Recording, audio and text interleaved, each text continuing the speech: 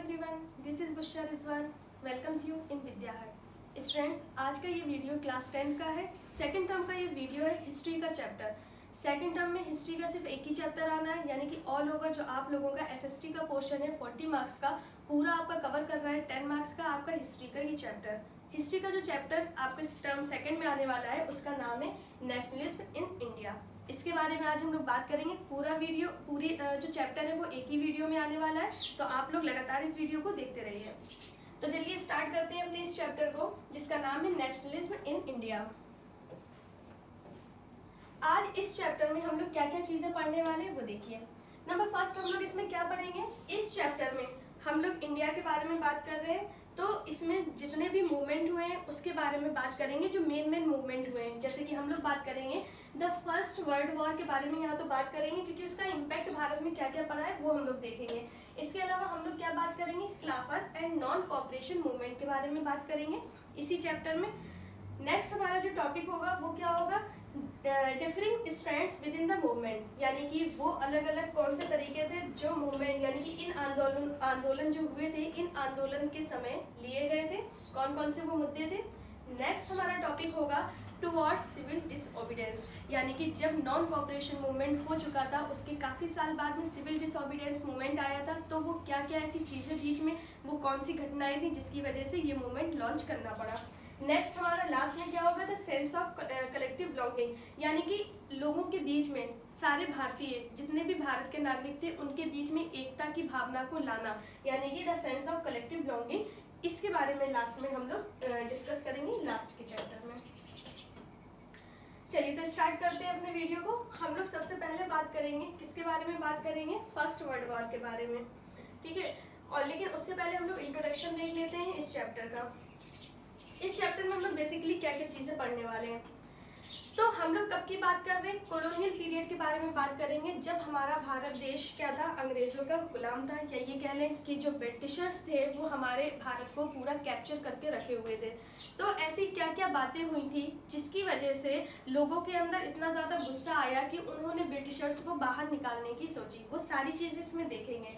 Number first point इसमें क्या दिया गया है, फर्स्ट पॉइंट है In India, the growth of modern nationalism is connected to the anti-colonial movement। यहाँ पे हम लोग क्या देखेंगे कि जो नेशनलिज्म की भावना थी, नेशनलिज्म मीन्स क्या हो जाएगा, राष्ट्रवाद, यानी कि राष्ट्र के प्रति प्रेम के बारे में हम लोग बात करेंगे। तो भारत में ये राष्ट्रवाद की भावना कब से जागी, और साथ ही साथ एंटी कॉलोनियल मूवमेंट, यानी कि जो एंटी यानी कि विरोध में, जो कॉलोनियल पीरियड चल रहा था उसके विरोध में कौन कौन से आंदोलन थे, क्यों ये आंदोलन हुए, इसके बारे में जानेंगे। नेक्स्ट हमारा point, people begin discovering there unity in the process of their struggle with colonialism. अब यहाँ पे क्या हो रहा था, क्योंकि लोग संघर्ष कर रहे थे। अब यहाँ पे हम लोग किसके बारे में बात कर रहे हैं, स्ट्रगल के बारे में बात कर रहे हैं। तो ऐसा नहीं था, सभी का एक ही मोटिव था, सभी लोग एक ही मुद्दे को लेके ब्रिटिशर्स के अगेंस्ट थे। बहुत से लोग अलग अलग थे, जैसे पीजेंट्स थे उनका मुद्दा अलग था, वर्कर्स थे उनका मुद्दा अलग था, जो गांव के लोग थे, विलेजर्स थे, जो क्राफ्ट्समैन थे, उनका पर्पस अलग था, अंग्रेज़ों के लिए या अंग्रेज़ों के अगेंस्ट में जाना। उन सारे मुद्दों को एकजुट करना, यानी कि एक साथ लेके आना, और साथ ही साथ लोगों के बीच में जो गुस्सा भरा हुआ था वो किसके लिए था, ब्रिटिशर्स के लिए था। तो ये सारी चीज़ें जब एक साथ आ गई, इसके बारे में हम लोग बात करेंगे। स्ट्रगल द कॉलोनियलिज्म, यानी कि यूनिटी इन द प्रोसेस, इन लोगों में आपस में यूनिटी कैसे आई ब्रिटिशर्स के अगेंस्ट लड़ने के लिए। नेक्स्ट हमारा पॉइंट इसमें क्या होगा, the Congress under the leadership of Mahatma Gandhi. हम लोग यहाँ पे बात करेंगे कांग्रेस। यहाँ पे एक कांग्रेस क्या है, यहाँ पे एक नेशनल पार्टी थी उस टाइम पे। तो जब महात्मा गांधी इनकी लीडरशिप में आ गए थे, यानी कि लीड कर रहे थे महात्मा गांधी कांग्रेस को, तो उन्होंने ऐसी कौन कौन सी चीज़ें यहाँ पे अपनाई, या ऐसे कौन कौन से आंदोलन किए जो लोगों को अपने साथ में लेके आए, एकजुट किया, यूनाइट किया, एक छत्र छाया में लेके आए, एक छाते के नीचे लेके आए, अम्ब्रेला के नीचे लोगों में एक भावना लेके आए और अपने आंदोलन उन्होंने चलाए। यानी कि सभी लोगों ने कैसे सपोर्ट किया महात्मा गांधी का, इसके बारे में हम लोग डिस्कस करेंगे।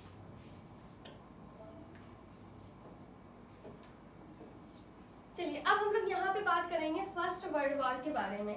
फर्स्ट वर्ल्ड वॉर, जैसे कि आप लोगों को पता होगा, फर्स्ट वर्ल्ड वॉर कब से कब तक हुआ था, तो 1914 से लेकर 1918 तक था। वर्ल्ड वॉर का मतलब क्या होता है? तो वर्ल्ड वॉर का ये मतलब नहीं होता है कि वर्ल्ड के जितनी भी कंट्रीज हैं सभी पार्टिसिपेट करें। वर्ल्ड वॉर का मतलब क्या होता है, किसी भी देशों में अगर वॉर हो रहा है, अगर युद्ध हो रहा है, तो उसका इम्पैक्ट क्या होता है, अदर कंट्रीज में पड़ता है। अब इंडिया ने तो पार्टिसिपेट नहीं किया था वर्ल्ड वॉर में, लेकिन इंडिया इस पे यानी कि भारत पे इसका बहुत ज़्यादा असर पड़ा था। कैसे असर पड़ा था इसके बारे में भी हम लोग जानेंगे। क्योंकि हमारा जो भारत देश था इसको कौन कैप्चर करके रखा था, कौन कॉलोनाइज करे हुए था, ब्रिटिशर्स थे। ब्रिटिशर्स कहाँ के थे, ब्रिटिश यानी कि यूरोप के थे। अब वर्ल्ड वार में उन्होंने पार्टिसिपेट किया था, उन्होंने भी हिस्सा लिया था, या ये कह लें वर्ल्ड वार में वो भी शामिल थे, क्योंकि उन्होंने इंडिया को पूरा कैप्चर करके रखा था। तो ज़्यादा से ज़्यादा यहाँ की जो भी वेल्थ थी वो ड्रेन करके लेके जा रहे थे, यहाँ के जो सोल्जर्स थे उनको लेके जा रहे थे, तो इसका असर हमारे भारत में पड़ा था। तो यहाँ पे हम लोग वर्ल्ड वार के बारे में बात करेंगे। तो फर्स्ट पॉइंट क्या है, The First World War 1914 created a new economic and political situation worldwide। यानी कि इसकी वजह से क्या हुआ था, पूरे वर्ल्ड में, पूरे संसार में एक नई सिचुएशन आ गई थी वर्ल्ड वार की वजह से। India faced various problem during the war period. अब भारत जो था वो भी इस वार पीरियड में बहुत सी ऐसी प्रॉब्लम्स थी जो फेस कर रहा था। फॉर एग्जाम्पल कौन कौन सी प्रॉब्लम्स थी? Number first, defence expenditure increases. अब यहाँ पे क्या हो रहा था कि जो डिफेंस का सामान था, वेपन्स वगैरह, ठीक है, तो जो वेपन्स बन रहे थे या उनका प्रोडक्शन हो रहा था बड़े स्तर पे हो रहा था, बाकी चीज़ों को क्या कर दिया गया था, इग्नोर कर दिया गया था। जैसे अगर फैक्ट्री वगैरह जो भी लगाई जा रही थी, इंडस्ट्री लगाई जा रही थी, तो उनका मेन पर्पस क्या था, डिफेंस। यानी कि यहाँ पे क्या हो रहा था, वेपन्स वगैरह का उत्पादन ज़्यादा हो रहा था, प्रोडक्शन ज़्यादा हो रहा था, तो एक तो ये असर पड़ा था। नेक्स्ट पॉइंट क्या है इसमें, custom duties were raised and income tax was introduced. अब इसकी वजह से क्या हो रहा था, क्योंकि जब भी युद्ध होता है, जब भी वार होता है, तो इसका सीधा सा मतलब होता है सिर्फ और सिर्फ नुकसान होना, चाहे किसी भी देश का हो। तो जैसे युद्ध हो रहा है तो मेन चीज़ क्या होती है कि खर्चा बहुत ज़्यादा होता है। एक तो वेपन्स चाहिए, दूसरे उन्हें हेल्दी एंड स्ट्रॉन्ग सोल्जर्स चाहिए, तीसरे खाने के लिए उनको खाना चाहिए, यानी कि सोल्जर्स भूखे नहीं रह सकते। अगर भूखे रहेंगे तो लड़ाई कैसे लड़ेंगे, इसलिए खाना भी उनको चाहिए। तो अब इन सभी चीज़ों के लिए अगर कोई घायल हो जाता है, कोई सोल्जर, तो क्या उसको मेडिसिन भी चाहिए, यानी कि उन्हें डॉक्टर्स भी चाहिए उनको इलाज के लिए। तो यानी कि सिर्फ खर्चा ही खर्चा हो रहा है उनके ऊपर। अब ये पैसा आएगा कहाँ से, क्योंकि जब भी आप कोई फैक्ट्री ओपन करते हैं, अगर आप कोई एग्रीकल्चर यानी कि खेती वगैरह कर रहे हैं, तो क्या होता है, उससे जो प्रोडक्शन होता है उससे आपको बेनिफिट होता है। लेकिन अगर वार हो रहा है, युद्ध हो रहा है, तो युद्ध की वजह से क्या होता है, कुछ हमें मिलता नहीं है बल्कि हमारा जाता है। तो सेम सिचुएशन यहाँ पे ब्रिटिशर्स के सामने थी, ब्रिटेन के सामने थी। तो वो अब पैसा कहाँ से लेके आएंगे, तो पैसा लाने के लिए उन्होंने क्या किया कि जो उन्होंने एरियाज कैप्चर कर रखे थे, उन्होंने क्या करा, उसको अपने वहाँ पे हैवी टैक्सेस इम्पोज कर दिए, कस्टम ड्यूटीज उन्होंने बढ़ा दी, जिसकी ये जो प्रॉब्लम थी, यानी कि कस्टम ड्यूटीज और जो हैवी टैक्सेस थे, इनकम टैक्स वगैरह, ये जो बढ़ा दिए गए थे, इसका असर भारत में भी देखने को मिला। यानी कि भारत में भी क्या हुआ था, इसको बढ़ा दिया गया था, जिसकी वजह से यहाँ के लोग भी परेशान हो रहे थे। नेक्स्ट पॉइंट क्या है इसमें, नेक्स्ट देखिए। अब अभी हमने जस्ट क्या बताया था कि जब भी वॉर होता है, युद्ध होता है, तो खाने की भी ज़रूरत पड़ती है, क्योंकि एग्रीकल्चर तो नहीं हो सकता है वार वाली जगह पे, युद्ध वाली जगह पे, लेकिन वहाँ के जो लोग हैं, जो सोल्जर्स हैं, उनको खाने के लिए कुछ ना कुछ तो चाहिए। सेम इसीलिए क्या हो रहा था, जो फूड ग्रेन्स थे वो क्या हो रहे थे, सप्लाई किए जा रहे थे। कहाँ पे सप्लाई हो रहे थे, यूरोपियन कंट्रीज में। इस वजह से क्या हो रहा था, prices of food grains were increased. Bharat में क्या हो रहा था, जो रेट थे फूड ग्रेन्स के, यानी कि खाने के सामान के जो रेट थे, वो अनाज के रेट बढ़ते जा रहे थे। जो ये प्रॉब्लम थी वो कौन फेस कर रहा था, इंडियंस फेस कर रहे थे, ठीक है। And doubled between 1913 and 1918। ऐसा आंकड़ा निकाला गया है कि जब वॉर का टाइम था, युद्ध हो रहा था, उस टाइम पे जो प्राइसेस थे वो क्या हो गए थे, 1913 यानी कि 1913 से 1918 के बीच में जस्ट डबल हो गए थे। यानी कि जो प्राइस, यानी कि जो सामान आपका पहले 100 रुपए में आता होगा 13 तक, वो कितने में होने लगा था, 18 आते आते तक 200 में, यानी कि जस्ट डबल हो गए थे। विलेजर्स वर रिक्रूटेड फोर्सफुली इन आर्मी। ये तो हुआ ही था, साथ ही साथ जो विलेजर्स थे, विलेजर्स यानी कि गांव वाले, अब वहाँ पे क्या हो रहा था, फोर्सफुली रिक्रूट किया जा रहा था उन्हें, यानी कि भर्ती उनकी ली जा रही थी। किस में भर्ती ली जा रही थी? सेना में भर्ती ली जा रही थी। अभी जस्ट मैंने क्या बताया था, किसी भी युद्ध को जीतने के लिए सोल्जर्स की नीड होती है, वो भी हेल्दी एंड स्ट्रॉन्ग सोल्जर्स। अब ब्रिटेन में जो सोल्जर्स थे वो तो लड़ रहे थे, लेकिन उन्हें और सोल्जर्स की नीड थी ताकि वो लड़ सकें। तो इसलिए क्या कर रहे थे, गांव गांव जाके, या कह लें भारत के बहुत से ऐसे गांव थे जहाँ के जो युवा वर्ग था उनको जबरदस्ती फोर्स रिक्रूट किया जा रहा था। अच्छा, होता क्या है कि जब फोर्सफुली यहाँ पे रिक्रूट किया जा रहा था तो समुद्री यात्रा की जाती है। एक पुराने एंशिएंट टाइम यानी कि प्राचीन काल से सभ्यता रही है भारत की कि अगर 7 समंदर पार करके जाएंगे तो जो धर्म है वो भ्रष्ट हो जाएगा, जिसकी वजह से क्या हो रहा था, यहाँ के जो विलेजर्स थे उनके अंदर गुस्सा भर गया था। वो नहीं चाहते थे कि उनको जबरदस्ती यूरोपियन कंट्रीज में भेजा जाए और वहां पे जाके वो युद्ध लड़े, आने का भी कुछ पता नहीं था। तो ये भी एक एंगर क्या था, ब्रिटिशर्स के अगेंस्ट था। किसके लिए था? ब्रिटिशर्स के लिए था। किसके मन में था? जो इंडियंस थे उनके लिए, उनको था। नेक्स्ट पॉइंट क्या है, after the war in 1918 to 19 and 1920 to 21, यानी कि हम लोग वार के बारे में बात कर रहे हैं, युद्ध के बारे में बात कर रहे हैं। आफ्टर द वॉर यानी कि युद्ध के बाद की स्थिति क्या थी? युद्ध के समय तो यही चल रहा था, सारी चीजें, टैक्सेस जल्दी जल्दी बढ़ाए जा रहे थे, फूड ग्रेन्स सप्लाई हो रहा था तो इसलिए यहाँ पे रेट बढ़ रहे थे, फोर्सफुली रिक्रूट किया जा रहा था, जो यहाँ के नौजवान थे उन सभी को बाहर भेजा जा रहा था। अब क्या हुआ, जब और साथ ही साथ इन्हीं दिनों जो जो प्राइसेस थे फूड ग्रेन्स के वो क्या हो रहे थे, डबल हो गए थे। अब इसी के साथ ही क्या हुआ कि 1918 to 19 एंड 1920 to 21 युद्ध के बाद की बात है, क्योंकि हमने क्या बात करी थी कि जो फर्स्ट वर्ल्ड वॉर था वो 1914 to 18 रहा था। अब उसके बाद में क्या हुआ, Indian industries faced heavy loss. अब क्या हो रहा था, जो भारतीय इंडस्ट्रीज थी वो बहुत ज्यादा नुकसान को झेल रही थी। कैसे नुकसान को झेल रही थी? हमने जस्ट पहले बताया था कि वॉर के समय उन्हें क्या चाहिए था, वेपन्स चाहिए थे। अब वेपन्स की वजह से क्या हो रहा था कि जो इंडस्ट्रीज थी वो किसको प्रेफर कर रही थी, जहाँ पे आर्म्स बन सके, वेपन्स बन सके। अब यहाँ पे ऐसी इंडस्ट्रीज नहीं बन रही थी जो लोगों को जरूरत का सामान पहुंचा सके।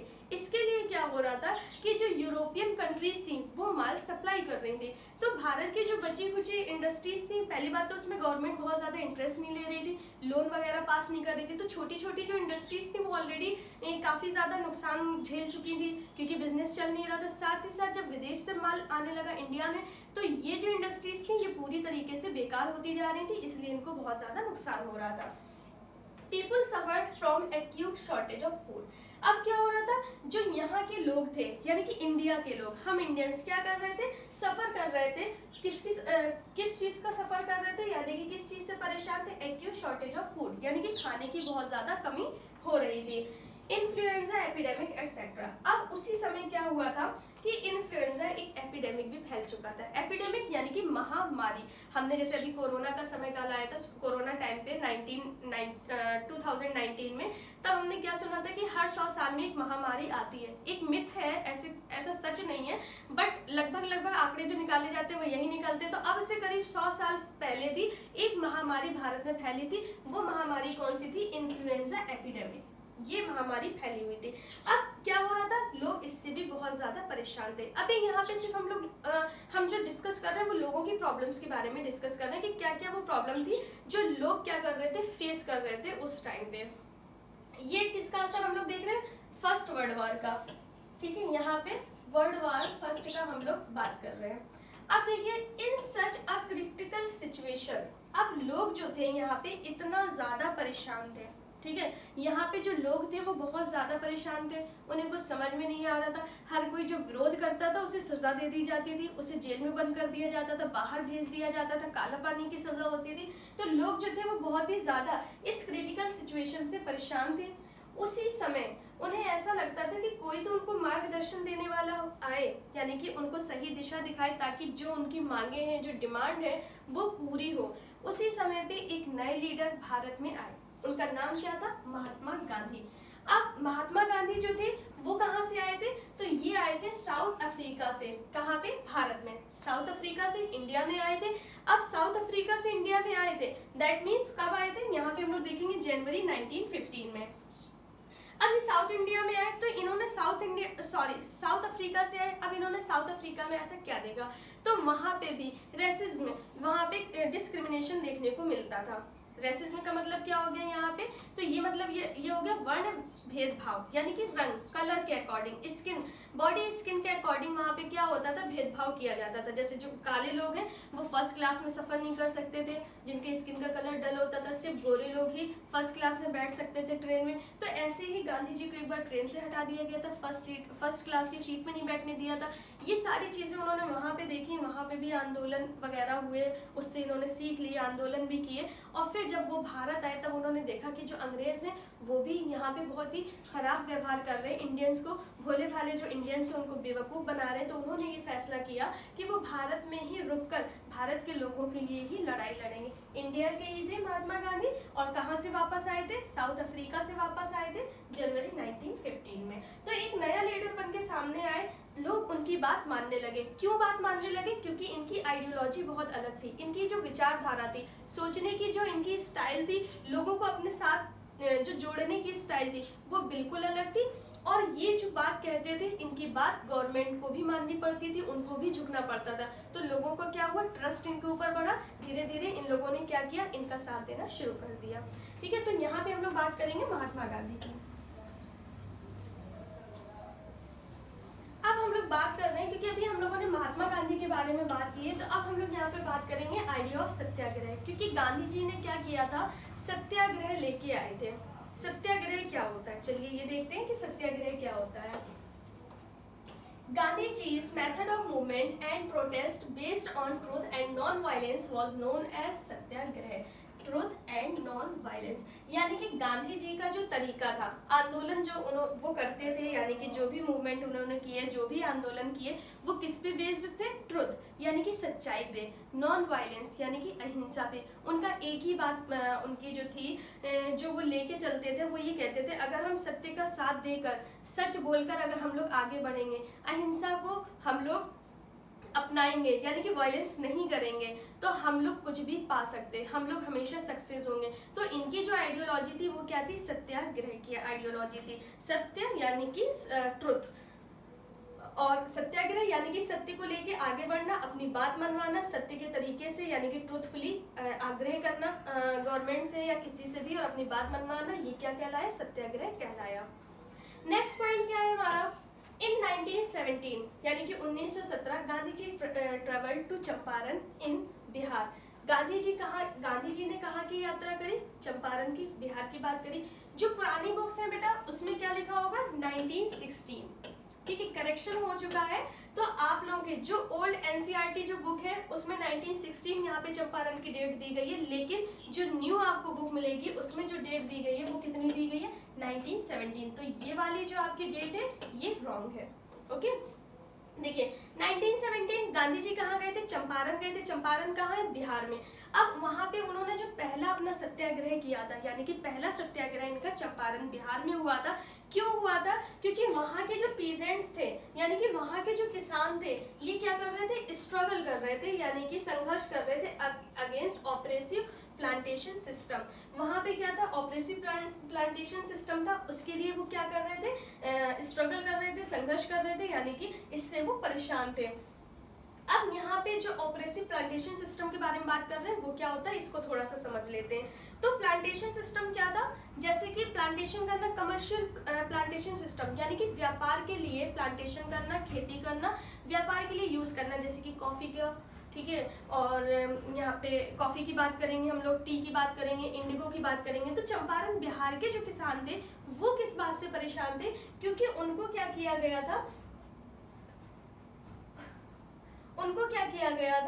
कि उनको जबरदस्ती इंडिगो का प्लांटेशन करवाया जाता था। जो बिहार के जो आपके पीजेंट्स थे उनको क्या किया जाता था, इंडिगो का प्लांटेशन करवाया जाता था। इंडिगो यानी कि नील। अब नील की खेती में होता क्या है कि जहाँ पे जिस भी जमीन में नील को उगाया जाता है, इंडिगो का प्लांटेशन होता है, वहाँ की जो जमीन होती है वो अपनी फर्टिलिटी खोती जाती है, यानी कि वो धीरे धीरे करके क्या होती जाती, बंजर होती जाती है, वहाँ पे और खेती नहीं की जा सकती है। तो यहाँ के जो किसान थे उनके जो खेत थे वो बंजर होते जा रहे थे, क्योंकि उनसे क्या करवाया जा रहा था, प्लांटेशन करवाया जा रहा था इंडिगो का। अच्छा, फोर्सफुली कैसे प्लांटेशन करवाया जा रहा था, क्योंकि कंडीशन रख दी गई थी। जो छोटे पीजेंट्स होते थे जिनको लोन प्रोवाइड करवाया जाता था, जैसे कि मान लीजिए उनको लोन दिया गया छोटे किसान को, तो उनसे एक कंडीशन भी रख दी जाती थी कि आपको लोन इसलिए दिया जा रहा है क्योंकि आप अपनी ज़मीन का 25% में आप इंडिगो का प्लांटेशन करेंगे ही करेंगे। अब मजबूर था किसान इंडिगो का प्लांटेशन करने के लिए, क्योंकि उन्हें भी पता था फर्टिलिटी खेत की खत्म हो जाएगी, लेकिन कुछ नहीं से तो कुछ बेहतर था, तो लोन लेके खेती कर लिया करते थे। और फिर उसके बाद में क्या हुआ, क्योंकि उनकी ज़मीन जो थी खेत बंजर होते चले गए। अब गवर्नमेंट ने क्या करा, अपने हाथ खींच लिए, यानी कि उसने क्या, यहाँ पे जब मैं गवर्नमेंट के बारे में बात कर रही हूँ दैट मीन्स हम ब्रिटिशर्स के बारे में बात कर रहे हैं, क्योंकि हम लोग किसके बारे में बात कर रहे हैं, कॉलोनियल पीरियड के बारे में बात कर रहे हैं। तो हुआ क्या कि जैसे जैसे उन्होंने क्या करा, प्लांटेशन करना स्टार्ट किया, जो खेत थे वो बंजर होना शुरू हो गए। लेकिन जैसे ही खेत बंजर होना शुरू हो गए थे, फिर क्या हुआ, जो गवर्नमेंट थी उसने खेती करवाना बंद करवा दिया, किसकी, इंडिगो वगैरह की। तो यहाँ के किसान जो थे वो बहुत ज़्यादा परेशान हो गए थे, एक तरीके से पूरी तरीके से वो जॉबलेस हो गए थे, बेरोजगार हो गए थे। तो उनका साथ किसने दिया, गांधी जी ने साथ दिया 1917 में। जो उन्होंने आंदोलन किया था वो कहाँ था, चंपारण बिहार में। कौन सा आंदोलन था, सत्याग्रह, यानी कि पहला जो आंदोलन था सत्याग्रह। चलिए अब नेक्स्ट वाले की बात करते हैं हम लोग। जो दूसरा आंदोलन हुआ था वो भी सेम ईयर में हुआ था, यानी कि ये जो मूवमेंट था वो भी 1917 में ही हुआ था, इसी ईयर हुआ था। अब इसमें क्या हुआ था, Gandhi ji also organised a satyagraha to support the peasants in Kheda district of Gujarat. अब गांधी जी जो थे, अब जो दूसरा आंदोलन था वो उन्होंने कहाँ किया था, खेड़ा डिस्ट्रिक्ट में। खेड़ा डिस्ट्रिक्ट कहाँ है, गुजरात में, ठीक है।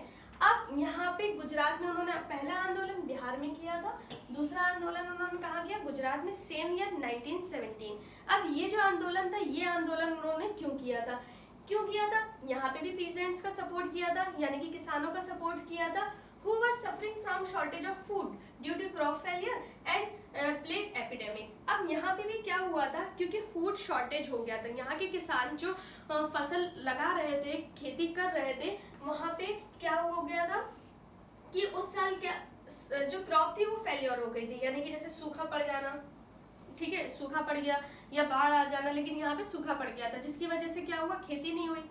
अब जब खेती नहीं हुई, लेकिन तब भी उनके ऊपर टैक्स इम्पोज किया गया, यानी कि उनसे टैक्स वसूला जा रहा था, जिसकी वजह से यहाँ के जो पीजेंट्स थे ये बहुत ज्यादा परेशान थे। साथ ही साथ यहाँ पे क्या हुआ था, एक एपिडेमिक भी फैल चुका था। कौन सी महामारी फैली थी, प्लेग महामारी फैली थी, प्लेग।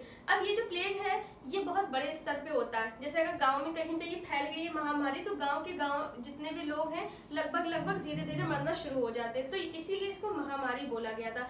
क्रॉप फेलियर हो गई थी, महामारी फैल चुकी थी, लेकिन गवर्नमेंट ने, ब्रिटिशर्स ने टैक्स को कम नहीं किया, मना नहीं किया, यानी कि खत्म नहीं किया, जिसकी वजह से यहाँ के जो पीजेंट्स थे वो बहुत ज्यादा परेशान थे, जिसका साथ किसने दिया, गांधी जी ने साथ दिया। दूसरा सत्याग्रह आपका कहाँ हुआ था, खेड़ा गुजरात में हुआ था, ठीक है। चलिए नेक्स्ट हम लोग बात करेंगे थर्ड जो सत्याग्रह था, इन्हीं तीन सत्याग्रह के बारे में बात करेंगे, एक चंपारण बिहार का, दूसरा खेड़ा गुजरात को, तीसरा जो हम लोग बात करेंगे वो भी आपका कहाँ पे, अहमदाबाद यानी कि गुजरात में। अब यहाँ पे क्या था, ये दोनों जो आंदोलन थे आपके, ये दोनों जो मूवमेंट थे, ये किसके अगेंस्ट थे, ये थे ब्रिटिशर्स के अगेंस्ट में।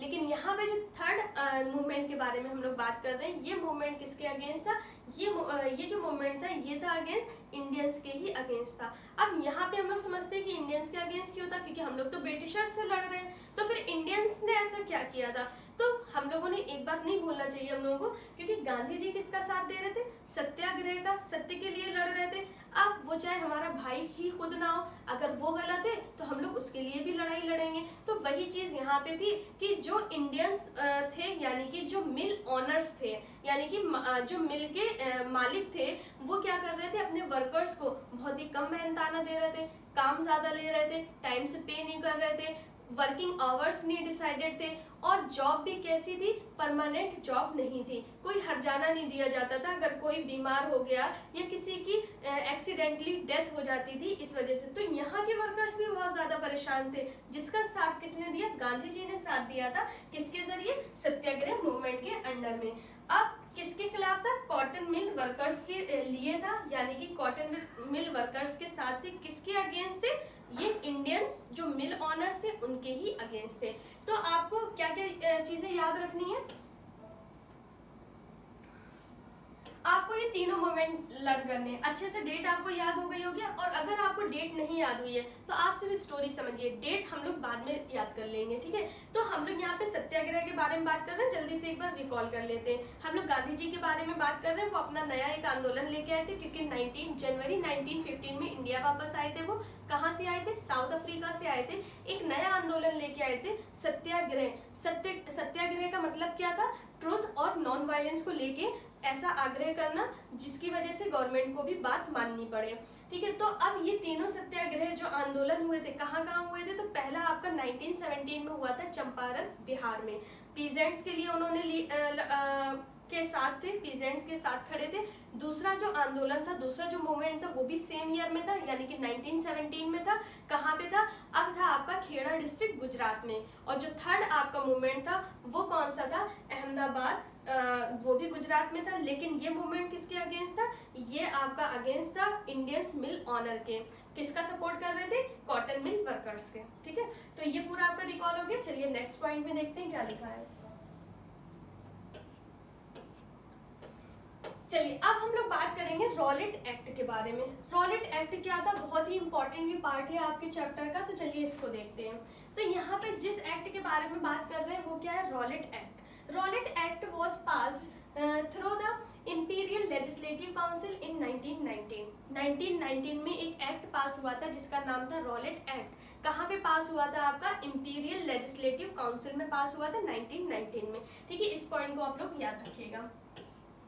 अब देखिए, अकॉर्डिंग टू दिस एक्ट, अब इस एक्ट में ऐसा क्या था कि हमें यहाँ पे इस एक्ट के बारे में स्पेशली पढ़ना पड़ रहा है। तो इस एक्ट में क्या था? According to this act the political prisoners could be detained in prison for 2 years without any trial.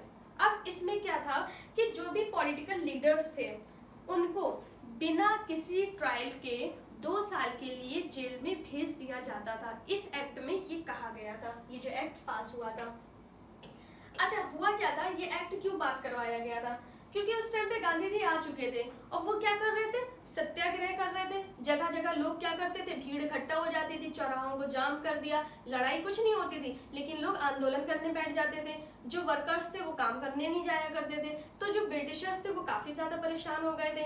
अब उन्हें कुछ ना कुछ ऐसा चाहिए जिसके लिए जिसको लेके आए और इंडियंस को परेशान करें। तो उन्होंने क्या करा? एक एक्ट लेके आए जिसका नाम था रॉलेट एक्ट। अब क्या होता था? इन्होंने ये कह दिया कि जो भी लीडर ऐसे होंगे जो लोगों को भड़काएंगे, मींस जैसे कोई भी लीडर, जब भीड़ इकट्ठा हो रही है तो दिशा निर्देश दिए जाते थे, तो किसी भी पॉलिटिकल लीडर को वो क्या करेंगे? पकड़ लेंगे और जेल में डाल देंगे, लेकिन बिना किसी ट्रायल के 2 साल तक जेल में रख सकते हैं। अभी क्या होता है? अभी अगर कोई व्यक्ति पकड़ा जाता है, कोई भी पर्सन अगर पुलिस पकड़ती है तो विद इन 24 आवर्स उसे क्या किया जाता है? जज के सामने पेश किया जाता है, मुकदमा बताया जाता है, केस लगाया जाता है। लेकिन यहाँ पे क्या था? बिना किसी ट्रायल के, यानी कि बिना जज के सामने पेश करे हुए पूरे के पूरे 2 साल के लिए जेल भेजा जा रहा था, जिसका विरोध कौन कर रहे थे? इंडियंस कर रहे थे। अब क्या हुआ? जब गांधी जी ने इस एक्ट के बारे में देखा तो क्या किया? Gandhi ji decided to oppose this act. अब गांधी जी ने क्या फैसला किया कि इस एक्ट का भी वो विरोध करेंगे, क्योंकि ये तो बिल्कुल भी अच्छा एक्ट नहीं है, किसी के लिए भी सही नहीं है। आप किसी लीडर को भी बिना ट्रायल के 2 साल तक भेज दो और 2 साल में क्या हो रहा है उसके साथ कुछ भी नहीं पता, ठीक है। तो उन्होंने क्या करा? इसका विरोध किया, लेकिन किसके थ्रू किया उन्होंने? सत्याग्रह, यानी कि नॉन वायलेंस तरीके से। कोई भी लड़ाई झगड़ा नहीं, मारपीट नहीं, कुछ भी नहीं, नॉन वायलेंस तरीके से उन्होंने सत्याग्रह किया, रॉलेट एक्ट का उन्होंने विरोध किया। हम लोग बात कर रहे हैं 1919 की। तो ये डेट जो है बहुत ही इंपॉर्टेंट होने वाली है, क्योंकि कई सारे इंसिडेंट इसी ईयर से जुड़े हुए हैं। तो यहाँ पे अब हम लोग नेक्स्ट डेट की जिसके बारे में बात कर रहे हैं वो डेट क्या है? 6 अप्रैल 1919, यानी कि 6 अप्रैल 1919 Gandhi ji launch a nation wide satyagraha with a hartal, ठीक है। अब क्या हुआ? गांधी जी ने एक नेशन ने क्या करा? नेशन वाइड, यानी कि पूरे देश में उन्होंने क्या करा? हड़ताल, सत्याग्रह तरीके से क्या करा? हड़ताल कर दी। हड़ताल यानी कि सब चीजें बंद हो गई, दुकानें बंद हो गई, फैक्ट्री बंद हो गई, स्कूल बंद हो गए, रोड जाम कर दिए गए। किसके थ्रू उन्होंने हड़ताल करी? सत्याग्रह स्टाइल में हड़ताल करी। कब? 6 अप्रैल 1919 में। अब क्या हुआ? Several local leaders were arrested, बहुत से जो छोटे मोटे लीडर्स थे, यानी कि लोकल लीडर्स के बारे में अगर हम लोग बात करेंगे, जो आसपास के लोगों को इकट्ठा कर करके बड़े आंदोलन में लेके जाते थे, उन लीडर्स को क्या किया गया, अरेस्ट कर लिया गया, वो अरेस्ट हो गए। Gandhi ji was barred restricted from entering Delhi. अब गांधी जी को क्या किया गया, दिल्ली में एंटर करने को मना कर दिया। क्यों मना किया, जैसे कि अभी क्या होता है, अभी हम लोग देखते हैं, जैसे मान लीजिए अभी यूपी में इलेक्शन हुए हैं थोड़े दिन पहले, तो क्या होता है, जैसे कि जो लोकल जो लीडर होते हैं वो तो संबोधित करते ही करते हैं, यानी कि अपनी जो जनता होती है, जो लोग होते हैं, उनके सामने तो जाते हैं, उनके सामने अपनी बात रखते हैं, लेकिन जो पार्टी के बड़े लीडर होते हैं, जैसे कि अगर हम लोग भाजपा के बारे में बात करेंगे तो जैसे नरेंद्र मोदी है, मिस्टर योगी है, आदित्यनाथ, तो अगर ये कहीं पे जनता को संबोधित करते हैं, कहीं पार्टी में आते हैं, पार्टी का मतलब कहीं भाषण देने जाते हैं, सभा में जाते हैं, तो लोग क्या होते हैं, अपने आप को एकदम दिल से कनेक्ट कर पाते हैं। उन्हें ये लगता है अरे इतना बड़ा लीडर सारे काम छोड़ के हमारी बात सुनने आया है, अपनी बात कहने आया है, तो क्यों ना हम इनको वोट देंगे। तो वही काम यहाँ पे भी था कि गांधी जी क्या करते थे, जब कोई भी आंदोलन करते थे तो वो जगह जगह जाते थे, लोगों को इंट्रोड्यूस करते थे, ठीक है। तो यहाँ पे क्या हुआ कि अब गांधी जी क्या करेंगे, अगर दिल्ली आ गए तो वहां पे जो जनता है और ज्यादा पागल हो जाएगी, पागल इन द सेंस ऑफ और ज्यादा जोश में आ जाएगी, उनके अंदर और ऊर्जा भर जाएगी और वो और ज्यादा जोश में पार्टिसिपेट करेंगे इस सत्याग्रह का। तो उन्होंने क्या करा, गवर्नमेंट ने क्या करा, ब्रिटिशर्स ने क्या करा कि गांधी जी को बैन कर दिया। कहाँ के लिए बैन कर दिया, कि वो दिल्ली ही नहीं आ सकते, यानी कि दिल्ली जो कैपिटल थी वहां पे क्या करते, एंटर ही नहीं कर सकते। ये किसने बैन करा था, गांधी जी को ये किया था ब्रिटिशर्स ने। अब क्या हुआ, अब इसी मंथ की एक और डेट के बारे में हम लोग बात करेंगे, वो डेट क्या है, 10 अप्रैल। अब हम लोग बात करते हैं 10 अप्रैल। अब 10 अप्रैल में क्या हुआ था कि 10 अप्रैल 1990 the police in Amritsar open fire on peaceful procession. Martial law was imposed in Amritsar and the command of the area was given in General Dyer. अब क्या हुआ था, जैसे कि अगर हम लोग मान लीजिए बैठे हैं, पीछे से कोई आए मार दे हमारे, तो हम लोग भी एकदम गुस्से में पीछे पलट के देखेंगे। तो वही चीज यहाँ पे हुआ था कि जो सत्याग्रही थे वो क्या कर रहे थे, आंदोलन कर रहे थे, पीसफुली आंदोलन कर रहे थे। लेकिन यहाँ पे क्या हुआ कि अंग्रेजों ने क्या करा, उन लोगों पे गोलियां चला दी, यानी कि फायर कर दिया। कब की बात है, 10 अप्रैल की बात है। कहाँ की बात है, अमृतसर की बात है। तो लोगों ने क्या हुआ, गुस्सा भड़क गया और ज्यादा। उन्हें तो यही चाहिए था, किसको चाहिए था, ब्रिटिशर्स को। क्या चाहिए था कि लोग क्या करें, अभी तक नॉन वायलेंस तरीके से अपना मतलब हड़ताल वगैरह कर रहे हैं, सारी चीजें कर रहे हैं, वायलेंस हो, वो लोग वायलेंट हो जाए, जो एक हमें मौका मिल जाए उन लोगों को जेल में डालने का। अब जब उन लोगों के ऊपर गोली चली तो गवर्नमेंट ने क्या करा, मार्शल लॉ लगा दिया। जैसे कि अभी लगाया जाता है धारा 144 जब लगाई जाती है कहीं पे भी ऐसे एरिया में जो क्या होता है, संवेदनशील होता है, यानी कि दंगा भड़कने की जहाँ पे उम्मीद होती है या ऐसा भी कुछ होता है, तो वहाँ पे क्या किया जाता है, इंटरनेट सेवाएं बंद कर दी जाती हैं, धारा 144 लगा दी जाती है। सेम उसी तरीके से पहले क्या हुआ था, मार्शल लॉ लगा दिए गए। इसके अकॉर्डिंग क्या होता था, लोगों की भीड़ एक जगह इकट्ठी नहीं हो सकती, अगर इकट्ठी होगी तो उन्हें जेल में बंद कर दिया जाएगा। तो ये जो लॉ था, मार्शल लॉ, ये लगा दिया गया था। और इसकी कमांड किसके हाथों सौंप दी गई थी, तो इसकी कमांड सौंपी गई थी जनरल डायर के हाथों में। कहाँ पे, अमृतसर के बारे में हम लोगों ने बात करी थी, तो इसकी कमांड किसको दी थी, जनरल डायर के हाथों दी गई थी। उनसे कहा गया था कि इस जो मार्शल लॉ लगा हुआ, इसको अच्छे से किया जाए, लागू किया जाए, कोई भी घटनाएं ना हो।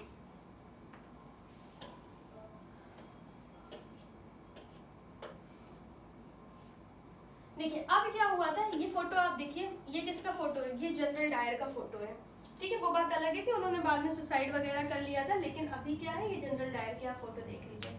अब क्या है, एक और इंसिडेंट इसी से जुड़ा हुआ है जो काफी बड़ा इंसिडेंट है, जिसको हम लोग अभी भी नहीं भूल पाए।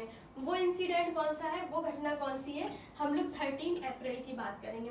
13 अप्रैल 1919 यहाँ पे क्या हुआ था, a large crowd gathered in the enclosed ground of Jallianwala Bagh in Amritsar. अब यहाँ पे क्या हुआ था, जलियांवाला बाग अमृतसर में यानी कि पंजाब में क्या हुआ था, बहुत ज्यादा भीड़ इकट्ठा थी।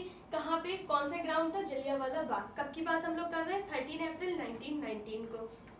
अच्छा हुआ क्या था कि लोग इकट्ठा क्यों हुए थे, इतनी ज्यादा भीड़, क्योंकि मार्शल लॉ लगा हुआ था, उसके बाद भी लोग इकट्ठा थे, जबकि साफ उस लॉ के अकॉर्डिंग क्या था कि हम लोग गैदर नहीं हो सकते, भीड़ इकट्ठा नहीं हो सकती है। अब क्या हुआ था, some people gathered there to protest against government's repressive measures while some came to attend the annual Baisakhi fair. अच्छा, क्या हुआ था, उन लोगों को पता नहीं था, गांव के सभी लोग थे, जैसे आसपास जब मेला लगता है ना तो दूर दूर से गांव के लोग आते हैं। तो अभी क्या है, हमारे पास है मोबाइल, टीवी है, हम लोग न्यूज देखते हैं, जैसे अभी यूक्रेन में क्या हो रहा है हम लोग लाइव देख रहे हैं, ठीक है, चल रहा है। लेकिन उस समय क्या होता था कि हमारे पड़ोस में भी क्या हो रहा है, पड़ोस के गांव में क्या हो रहा है, हमें पता नहीं चलता था जब तक कोई हमें नहीं बताता था। तो ना इंटरनेट की सेवाएं थी, ना ही टेलीफोन था। उस टाइम पे लोग भी कम पढ़े लिखे हुआ करते थे, इन द सेंस न्यूज़पेपर वगैरह कम आते थे, ठीक है। अब क्या था, लोगों तक ये खबर नहीं पहुंच पा रही थी कि क्या घटनाएं घट रही हैं, कि देश में मार्शल लॉ लगा हुआ है। लेकिन इसके बाद भी बहुत ज्यादा भीड़ इकट्ठा हुई थी जलियांवाला बाग में, वो प्रोटेस्ट कर रही थी अगेंस्ट गवर्नमेंट्स, यानी कि जो सरकार की जो नीतियां थी इसके विरोध में लोग भीड़ इकट्ठा हो रही थी। सेकंड पॉइंट क्या था, जो भोले भाले लोग थे जो गाँव के थे, वो बैसाखी उस टाइम पे था, बैसाखी का मेला था और वो मेला घूमने आए थे। तो उन लोगों को तो यही नहीं पता था कि हम लोग मेला घूमने जा रहे हैं और हमारे ऊपर गोलियां चलेंगी या हमारे साथ ये घटना घटेगी। तो सीधा सा सेंस क्या है कि बहुत से लोग तो अगेंस्ट में आए थे बात गवर्नमेंट की करने, सिर्फ मीटिंग एक थी, छोटी सी मीटिंग करने आए थे, बट ज्यादातर लोग क्या था, बैसाखी के मेला घूमने आए थे। अब उस मेले में जब वो लोग आए थे तो अपने साथ में अपने बच्चों को भी लेके आए थे, लेडीज भी बहुत ज्यादा आई थी, यानी कि विमेन्स आई थी। तो वो सारा सीन यहाँ पे था क्योंकि मेला घूमने आ रहे थे। अब इनमें से बहुत से लोग अनअवेयर थे कि मार्शल लॉ लगा हुआ है, उन्हें ये पता ही नहीं था कि ये लॉ लगा हुआ है जिसकी वजह से हम इकट्ठा नहीं हो सकते, लेकिन वो लोग आ रहे थे लगातार, जैसे हर साल आते रहते होंगे। अब क्या हुआ, जनरल डायर, क्योंकि इसके हाथों में कमांड थी, अब इनके हाथों ये कमांड थी कि आप भीड़ इकट्ठा नहीं होने दे सकते हैं। तो जैसे कि जलियांवाला बाग, ये मान लीजिए आप, यहाँ पे क्या होगा, एंट्री गेट एक ही था।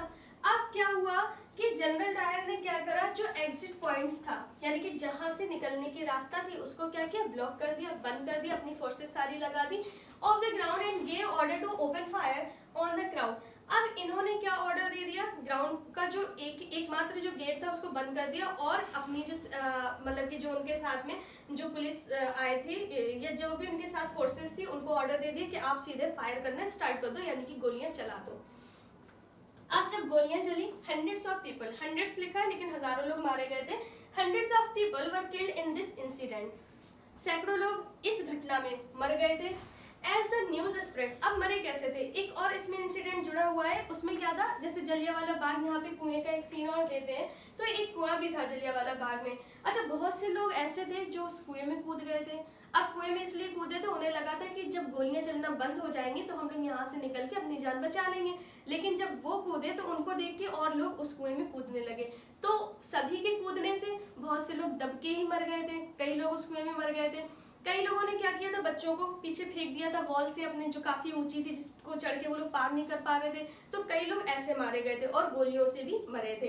तो ये केस में क्या हुआ था, सैकड़ों लोग जो मारे गए थे सरकारी आंकड़ों के अकॉर्डिंग, वैसे हजारों लोग मरे थे, बहुत मर गए थे।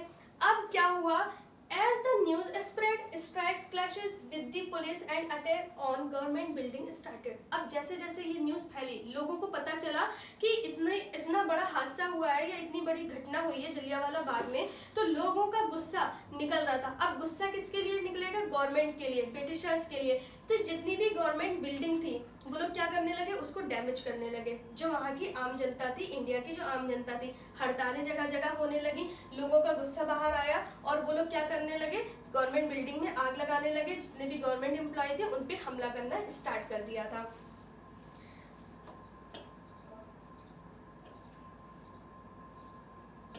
Satyagrahis were forced to rub their noses. अब क्या हो रहा था, लोग क्या कर रहे थे, हमला कर रहे थे, लेकिन हम लोग यहाँ पे सत्याग्रहीज के बारे में बात कर रहे हैं। सत्याग्रहीज किन्हें कहा गया है, सत्याग्रहीज कहा गया है जो गांधी जी की विचारधारा के अनुसार काम करते थे, यानी कि जो आंदोलन करते थे उन्हीं के तरीकों से, नॉन वायलेंस तरीके से, सत्य के तरीके से। अब अंग्रेजों के हाथ तो कौन चढ़ेगा, कौन हाथ लगेगा, सत्याग्रहीज। तो अब वो क्या कर रहे थे, जो सत्याग्रहीज थे, क्योंकि वो अटैक नहीं करते थे पलट के, उनको पकड़ा जा रहा था और उनको फोर्सफुली उनकी नाक क्या करवाई जा रही थी, जमीन में फोर्सफुली रगड़वाई जा रही थी, ग्राउंड पे उन्हें रेंगने पे मजबूर किया गया था, क्रॉल्स करने पे जो गलियां थी वहां पे, और साथ ही साथ जितने भी साहब थे उन सभी को सैल्यूट यानी कि सलाम ठोकने के लिए जबरदस्ती उनसे कहा जा रहा था। अब हम लोग बात करेंगे रविन्द्रनाथ टैगोर की। तो क्या हुआ था, रविन्द्रनाथ टैगोर के बारे में बात कर रहे हैं क्योंकि ये बहुत बड़े एक पर्सन है, काफ़ी बड़ी हस्ती है जिन्होंने जनगण मन भी लिखा है। इन्हें 1913 में नोबेल प्राइज भी मिला था गीतांजलि के लिए। तो इन्हें एक गवर्नमेंट के जरिए इन्हें एक उपाधि भी दी गई थी नाइटहुड की। अब जब इतने ज़्यादा अत्याचार हो रहे थे, लोगों के ऊपर इतनी बुरी तरीके से मारा जा रहा था, तो रविन्द्रनाथ टैगोर जो अपने आप में बहुत बड़ी पर्सनैलिटी थे, उन्होंने अपनी जो उपाधि, जो टाइटल दिया गया था, वो रिटर्न कर दिया था किसको, गवर्नमेंट को। ठीक है कि भाई इतनी ज़्यादा आप हमारे साथ बर्ताव कर रहे हैं और एक इंसान को आप उपाधि दे रहे हैं, टाइटल दे रहे हैं, हमें नहीं चाहिए। उन्होंने हम्बली इसको क्या किया, रिटर्न कर दिया। नेक्स्ट पॉइंट क्या, Mahatma Gandhi called off the satyagraha movement when he saw spread of violence. अब गांधी जी ने देखा कि क्योंकि वो सत्याग्रह तरीके से आंदोलन कर रहे थे, मतलब कि सत्याग्रही जो थे बिना वायलेंस के, नॉन वायलेंस तरीके से आंदोलन कर रहे थे, लेकिन इसकी वजह से क्या हुआ कि लोग वायलेंट होते चले गए, आग लगा रहे हैं, हमला कर रहे हैं, बिल्डिंग्स जला रहे हैं। तो गांधी जी ने जब ये सारी चीजें देखी तो उन्होंने क्या करा, सत्याग्रह मूवमेंट जो था उन्होंने वो कॉल्ड ऑफ कर लिया। किसको करा, सत्याग्रह मूवमेंट को इस घटना के बाद में कॉल्ड ऑफ कर लिया था।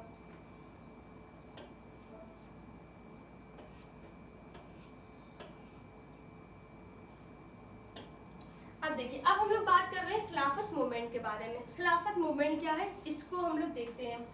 तो द फर्स्ट वर्ल्ड वॉर, हम लोग वापस फिर से चलते हैं फर्स्ट वर्ल्ड वॉर की तरफ। तो फर्स्ट वर्ल्ड वॉर में क्या हुआ था लास्ट में कि ओटोमन एम्पायर जो था वो हार गया था।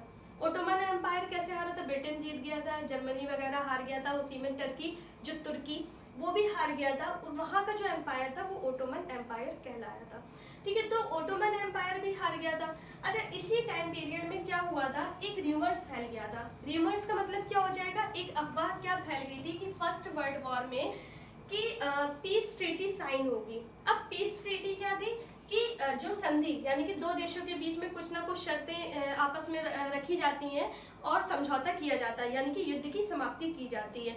तो जब युद्ध समाप्त हुआ, वॉर खत्म हुआ, तो एक ट्रीटी रखी गई, एक संधि रखी गई, जिसके तहत क्या कहा गया कि जो खलीफा है उनके ऊपर भी ये संधि यानी कि पीस ट्रीटी इम्पोज की जाएगी। बेसिकली खलीफा क्या थे, खलीफा जो मुस्लिम कम्युनिटी होती है इनके हेड माने जाते हैं। तो जब खलीफा यानी कि मुस्लिम कम्युनिटी के हेड को अगर सजा दी जाएगी, दैट मीन जितने भी मुसलमान हैं ऑल ओवर वर्ल्ड में उनकी जो भावनाएं हैं उनको ठेस पहुंचेगी। अब वो मुस्लिम कहीं के भी हो सकते हैं, वो इंडियन भी हो सकते हैं।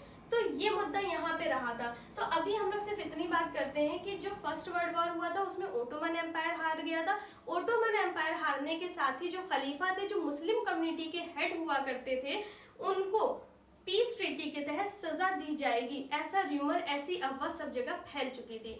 अब सब जगह फैली थी तो यहाँ पे हम लोग क्या देखते हैं कि एक कमेटी फॉर्म हुई थी जिसका नाम क्या था, खिलाफत कमेटी। कहाँ पे फॉर्म हुई थी, बॉम्बे में। अब मेन बात क्या थी, क्योंकि हमारे देश को भी ब्रिटिशर्स ने क्या करके रखा था, कैप्चर करके रखा था।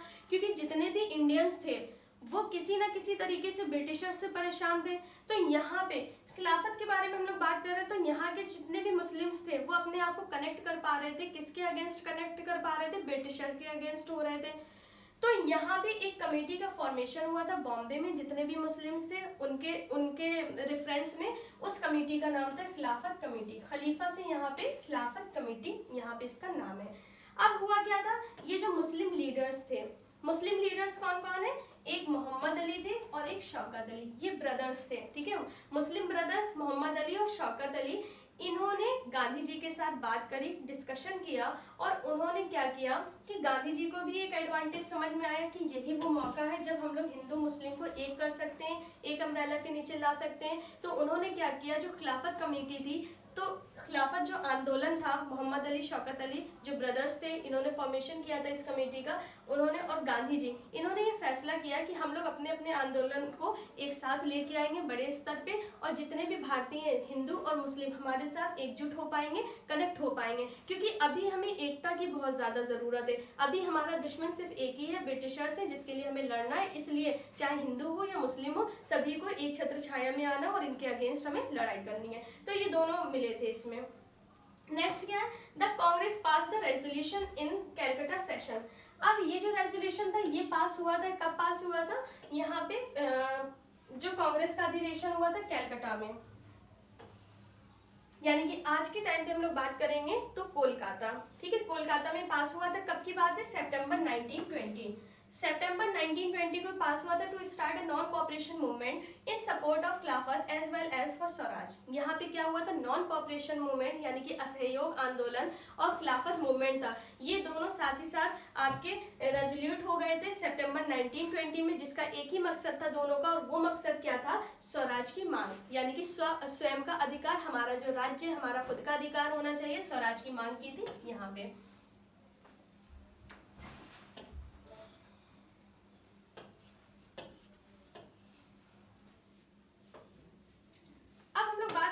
वाई नॉन कॉपरेशन मूवमेंट क्यों, यहाँ पे क्यों लॉन्च किया गया, क्यों ऐसा करना पड़ा कि हमें असहयोग, यानी कि जो ब्रिटिशर्स थे उनका सहयोग नहीं करना है, ऐसा क्यों लगा या क्या ऐसी चीजें रही हैं, ये देखेंगे। तो यहाँ पे हम लोग इसके बारे में बात करेंगे। सबसे पहले गांधी जी की एक बुक थी जिसका नाम था हिंद स्वराज।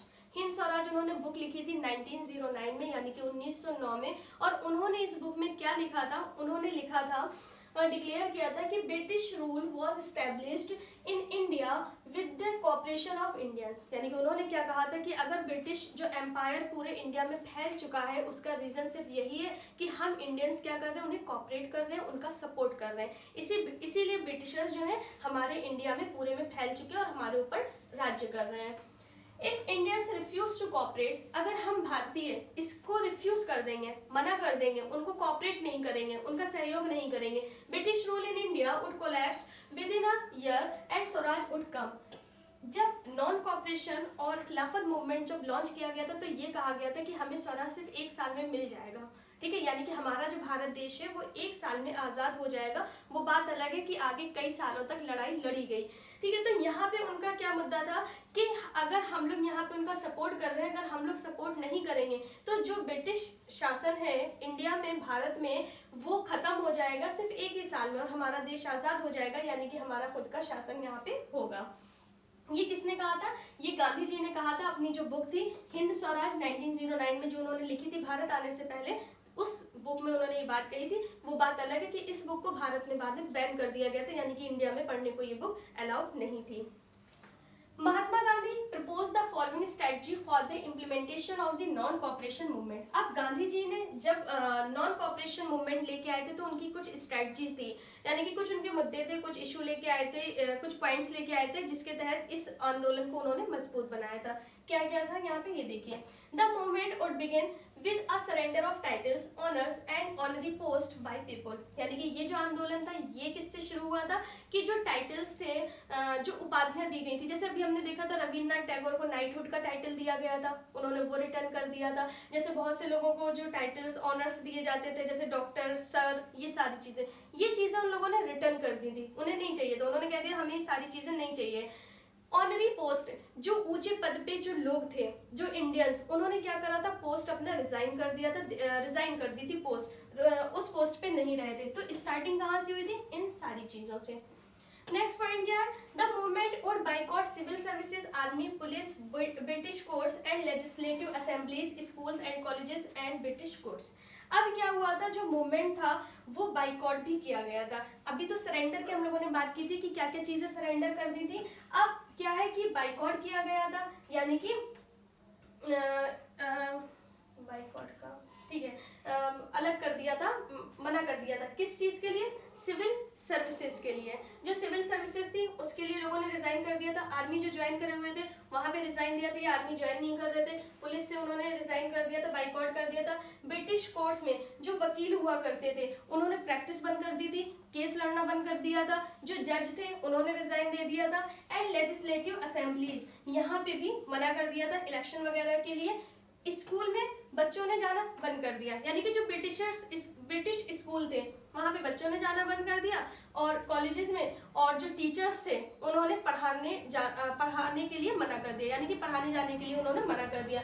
जो ब्रिटिश गुड्स थे, सामान थे, उन सामानों को इस्तेमाल करना बंद कर दिया। जैसे अभी अक्सर क्या होता है, अगर कोई युद्ध की स्थिति आती है, कोई बात होती है बीच में, तो क्या होता है, चीनी सामान को हम लोग मना कर देते हैं, बाइकआउट कर देते हैं। इसी तरीके से यहाँ पे ब्रिटिश सामान को क्या किया गया था, बाइकआउट किया गया था, ब्रिटिश गुड्स को। नेक्स्ट पॉइंट क्या है, in case of government suppression civil disobedience movement would be launched. यहाँ पे भी सिविल डिसोबीडियंस मूवमेंट लॉन्च नहीं हुआ था, ठीक है, लेकिन यहाँ पे गांधी जी ने क्या बात एक कही थी कि अगर आप हमारी बात नहीं मानेंगे, अभी तो हम ही आप लोगों की चीजों का इस्तेमाल नहीं कर रहे हैं, हम ही इन चीजों का यूज नहीं कर रहे हैं, लेकिन अगर आप लोगों ने बात नहीं मानी तो हम लोग क्या करेंगे, सिविल डिसोबीडियंस मूवमेंट क्या करेंगे, लॉन्च कर देंगे। यानी कि अभी तो हम लोग बाइकआउट कर रहे हैं, अगर आप लोग बात नहीं मानोगे तो हम क्या करेंगे, आपका जो कानून है उसको हम लोग तोड़ना शुरू कर देंगे। अभी तो सिर्फ आपके सामान यूज नहीं कर रहे, आपकी चीजें हम लोग यूज नहीं कर रहे, रिजाइन कर रहे हैं, लेकिन अगर आपका काम इसी तरीके से रहा, आप लोग हमारी बात नहीं मानेंगे, तो हम क्या करेंगे, आपके बनाए हुए कानूनों को भी नहीं मानेंगे।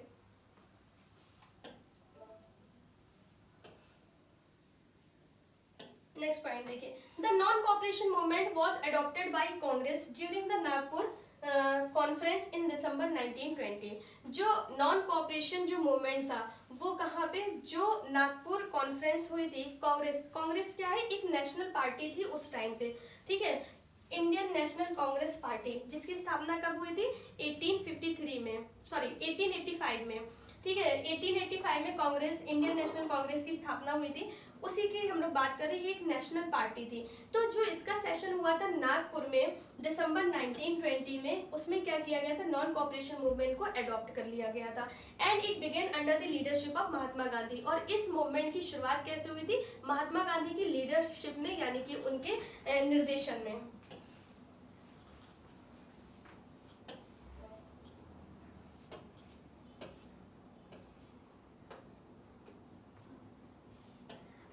बात करेंगे यहाँ पे different strands with in movement, यानी कि अलग अलग तरह की चीजें, अलग अलग तरह की किस्में हम लोग देखेंगे इस मूवमेंट में, इस आंदोलन में वो क्या क्या चीजें थी जो अलग अलग तरीके की थी, हमें देखने को मिलती हैं।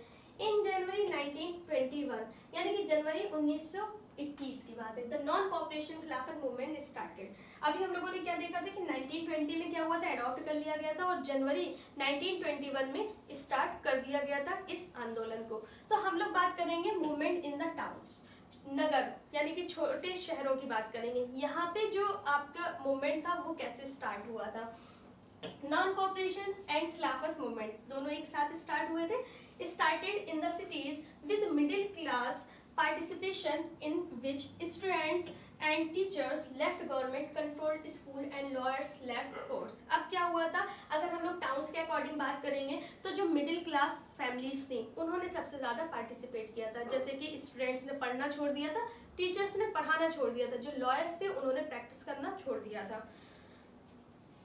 कहाँ पे छोड़ा था, जितने भी ब्रिटिशर्स यानी कि गवर्नमेंटल जो बिल्डिंग्स थी उनमें जो वर्क कर रहे थे उन लोगों ने। Foreign goods were boycotted. अब जो फॉरेन गुड्स था यानी कि विदेशी सामान था उसका बाइकॉट कर दिया गया था। As a result the production of Indian textile mills and handlooms increase. अब क्या हुआ था कि जो ब्रिटिश फॉरेनर जो गुड था वो तो मना हो गया था यूज करना, अब इस्तेमाल तो चीज करी जाएगी, तो जो इंडियंस थे यानी कि इंडिया के जो लोग थे जो प्रोडक्शन कर रहे थे उसका ही यूज किया जा रहा था। और उसी टाइम पीरियड में क्या हुआ था कि जो इंडियन टेक्सटाइल मिल्स थी उनको काफी फायदा मिला था, काफी ज्यादा उनको प्रॉफिट हुआ था क्योंकि उनका सामान बिक रहा था। और साथ ही साथ हैंडलूम्स जो हाथ से बुने हुए जो कपड़े चलते थे, जैसे कि चरखा वगैरह का यूज किया जा रहा है, और साथ ही साथ हैंडलूम्स जो लूम्स लगे होते थे हाथ से बनाए जाते थे कपड़ा, वहां पे ये ज्यादा बिक रहा था, तो इनको क्या हो रहा था, प्रॉफिट हो रहा था ज्यादा, ठीक है, इंडियंस को। लिक्विड शॉप्स वर पिक्ड। अब क्या हुआ था, जो शराब की दुकानें थी उनको क्या करा था, उखाड़ के फेंक दिया गया था, हटा दिया गया था, यानी कि बिल्कुल पूरी तरीके से बंद कर दिया गया था। Council elections were boycotted in most provinces except Madras, यानी कि जो काउंसिल इलेक्शंस थे उनको क्या किया गया था, बाइकॉट किया गया था कि इलेक्शन में किसी ने पार्टिसिपेट ही कोई इंडियन नहीं कर रहा था, कोई खड़ा ही नहीं हो रहा था लीडर, सिर्फ मद्रास को छोड़कर। मद्रास एक ऐसा एरिया था जहाँ के लोगों ने ये कहा था कि नहीं हम इलेक्शन में लड़ेंगे ताकि हमें भी कुछ पावर्स मिले। बाकी पूरे इंडिया में जो भी इलेक्शन हुए थे काउंसिल इलेक्शन उसका बाइकॉट किया गया था। However, this movement gradually slowed down for many reasons. अच्छा, बहुत ज़्यादा ऐसे reasons थे जिसकी वजह से क्या हुआ था, ये जो movement था ये धीरे धीरे स्लो होता चला गया। रीज़न क्या क्या था, क्योंकि इंडियन टेक्सटाइल मिल्स जो थी यहाँ का सामान बिक रहा था, हैंडलूम्स का सामान बिक रहा था, तो जितनी ज़्यादा डिमांड थी उतना ज़्यादा सामान नहीं मिल पा रहा था, पहली बात। तो दूसरी बात, जब डिमांड ज़्यादा होती है, माल कम होता है मार्केट में, तो प्राइजेस क्या होते हैं, इंक्रीज होना स्टार्ट होते हैं, यानी कि बढ़ना स्टार्ट हो जाते हैं। तो उसी टाइम पीरियड में क्या हुआ था, जो देसी सामान था, इंडियंस जो जितना भी गुड्स था उसके जो रेट थे वो बहुत हाई होते जा रहे थे। रेट तो हाई हो रहे थे, जिसकी वजह से क्या हो रहा था, जो गरीब लोग थे, जो मिडिल क्लास फैमिली थी, ये बहुत दिनों तक इसको अफोर्ड नहीं कर पाए, यानी कि इतना महंगा सामान वो लोग नहीं खरीद पा रहे थे। नेक्स्ट चीज़ क्या थी कि स्टूडेंट जिन्होंने पढ़ना छोड़ दिया था, कुछ दिन तो पढ़ना छोड़ दिया, लेकिन उसका कोई सब्स्टिट्यूट भी होना चाहिए, यानी कि अगर वो ब्रिटिश स्कूल से अगर निकल रहे हैं तो कोई इंडियन इंस्टीट्यूशन होना चाहिए जहाँ पे वो पढ़ने जा सके।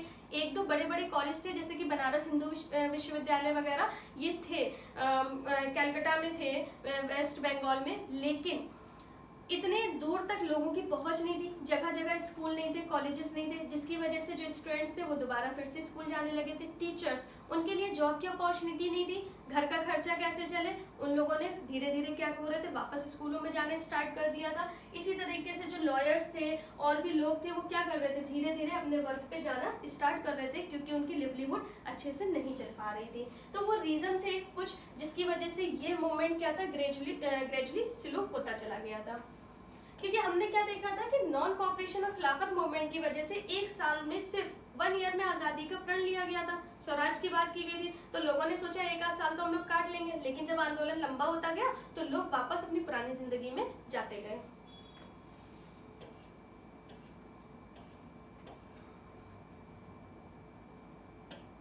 नेक्स्ट पॉइंट क्या है, rebellion in the country side. हम लोगों ने अभी आंदोलन के बारे में बात करी थी, अब हम लोग पूरे देश में बात करेंगे कि जगह जगह कैसे कैसे विद्रोह हुआ और लोग विद्रोह क्यों कर रहे थे, क्या क्या रीजन था इसका। तो हम लोग बात करेंगे from cities the non cooperation movement spread to the countryside, यानी कि शहरों से होता हुआ देश के विभिन्न कोनों में कई जगहों पे ये जो मूवमेंट था, ये जो आंदोलन था, ये फैलता गया।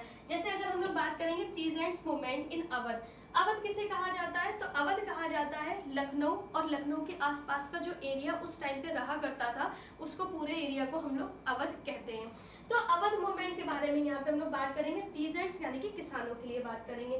तो यहाँ पे क्या है, in Awadh the peasant movements developed under the leadership of Baba Ramchandra. यहाँ पे क्या था कि बाबा रामचंद्र की लीडरशिप में, यानी कि ये उनके लीडर थे, उनकी लीडरशिप में यहाँ पे आंदोलन जो था वो डेवलप हुआ था। अब बाबा रामचंद्र कौन थे, तो बाबा रामचंद्र जो थे फिजी से वापस आए थे, इंडेंटर्ड लेबर थे यहाँ पे, और एक ये सन्यासी भी थे जो कहाँ से वापस आए थे, फिजी। अच्छा, क्या था, जब ब्रिटिशर्स थे वो क्या कर रहे थे, जगह जगह कैप्चर करते जा रहे थे चीज़ों को, तो छोटे छोटे जो आइलैंड्स थे उन्होंने उनको भी कैप्चर कर रखा था। अब आइलैंड्स वगैरह को जो कैप्चर कर रखा था, तो उन्होंने क्या करा, वहाँ पे क्योंकि कोई भी इंसान नहीं रहते, तो उन्होंने क्या करा, प्लांटेशन सिस्टम स्टार्ट किया। तो ऐसे देश, ऐसी कंट्री जिनको उन्होंने कैप्चर कर रखा था, वहाँ के जो वर्कर्स थे उनको उन्होंने क्या करा था, ऐसे आइलैंड से भेजना शुरू कर दिया था, और वहाँ पे उन्होंने क्या करा, प्लांटेशन सिस्टम था, जैसे कि चाय की खेती करना, रबड़ की खेती करना, कॉफ़ी की खेती करना, उसमें बंधुआ मजदूर की तरह उनको लगा रखा था। और एक एक्ट भी पास हुआ था 1859 में, एमिग्रेशन एक्ट, जिसके थ्रू क्या होता था कि कोई भी वर्कर्स वापस नहीं आ सकता था, अगर ऐसा करता था तो उसको क्या होता था, सजा मिलती थी। तो बाबा रामचंद्र उन्हीं में से एक थे जिनको फोर्सफुली कहाँ भेज दिया गया था, फिजी भेज दिया गया था, जहाँ से वो वापस आ गए थे, और अब वो आंदोलन लड़ रहे थे या आंदोलन कर रहे थे, किसके लिए, अवध के किसानों के लिए। This peasant movement demanded reduction of revenue. अब इनकी डिमांड क्या थी, ये आंदोलन क्यों कर रहे थे, क्योंकि ये रेवेन्यू यानी कि जो टैक्स लग रहा था उसको कम करने की बात कर रहे थे। Abolition of beggars and social boycott of oppressive landlords। अब वो क्या कर रहे थे क्योंकि रेवेन्यू का उनकी डिमांड क्या थी, रेवेन्यू कम किया जाए, यानी कि जो राजस्व टैक्स लगाया जा रहा है, टैक्स वगैरह जो लग रहा है वो कम किया जाए। साथ ही साथ बेगार का मतलब क्या हो जाएगा यहाँ पे, बंधुआ मजदूर की तरह ही काम करना, यानी कि फोर्सफुली इनसे काम करवाना, खाने को कुछ थोड़ा बहुत दे देना या रोज पैसे देना या न देना, उसको बेकार कहा जाता था। इसको अबोलिश करना, जैसे कि कर्जा मान लीजिए दे दिया है, कर्जा उतर नहीं रहा और उसके ऊपर क्या लगाया जा रहा है, कर्जा दे दिया है, यानी कि किसान ने अगर काम किया तो उसका मेहनताना इतना कम होता था कि वो कर्जा नहीं उतार पाते थे और उसके साथ ही साथ उनका कर्ज और ज्यादा बढ़ता जाता था। और वो मजदूर क्या होता था, एक तरीके से जो लैंडलॉर्ड होते थे, जो जमींदार होते थे, उन्हीं के खेत के गुलाम बन के रह जाते थे। तो ये बेकार होते थे और यही जो लैंडलॉर्ड्स होते थे इनका क्या करा जा रहा था, अपोज किया जा रहा था इस आंदोलन के तहत। In many places, nai, dhobi, वंश were denied services to all landlords. अच्छा, बहुत से हिस्सों में क्या हुआ था कि जो लैंडलॉर्ड्स थे, यानी कि जो जमींदार थे, उनका बाइकआउट किया गया था कि उनके जो रोज की जरूरतों का जो काम था, जैसे कि जो नाई है बाल वगैरह काटना, धोबी जो कपड़े धोते थे, इन लोगों ने क्या किया, बाइकआउट कर दिया कि हम बाल नहीं काटेंगे, हम शेव नहीं करेंगे और ना ही हम आपके कपड़े धोएंगे। तो जो जमींदार थे वो तो खुद ये काम करेंगे नहीं, तो वो काफी ज्यादा परेशान हो गए, क्योंकि इन लोगों ने क्या करा, अपनी शक्ति दिखा दी कि अगर हमारा काम जरूर छोटा है लेकिन अगर हम लोग काम नहीं करेंगे तो आप बहुत ज्यादा परेशान हो जाओगे। तो वो चीज यहाँ पे देखने को मिली कि जितने भी नाई धोबी थे और उन लोगों ने क्या किया, अपनी सर्विसेज देना बंद कर दिया, किसको, लैंडलॉर्ड्स को। इन अक्टूबर 1920 द अवध किसान सभा वाज सेट अप। अब यहाँ पे हम लोग क्या बात कर रहे हैं, अक्टूबर 1921। तो 1920 में अक्टूबर में क्या हुआ था, अवध किसान सभा जो थी वो सेटअप हुई थी, यानी कि वो बनी थी।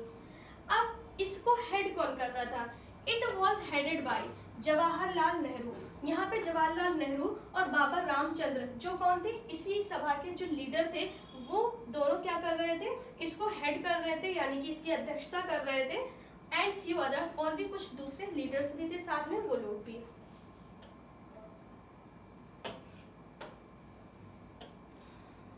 As the peasant movement spread, the houses of tulakdars, Indian landholders and merchants were attacked, bazaars were looted and grain hoards were taken over. अभी क्या हुआ था, क्योंकि किसानों ने हड़ताल कर दी थी बहुत से कि हम भाई राजस्व नहीं देंगे, टैक्स देंगे नहीं, जाओ यहाँ से।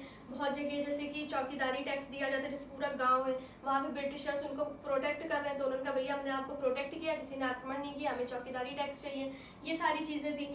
अब क्योंकि ये आंदोलन चल रहा था नॉन कॉपरेशन, सभी को ये बात पता थी।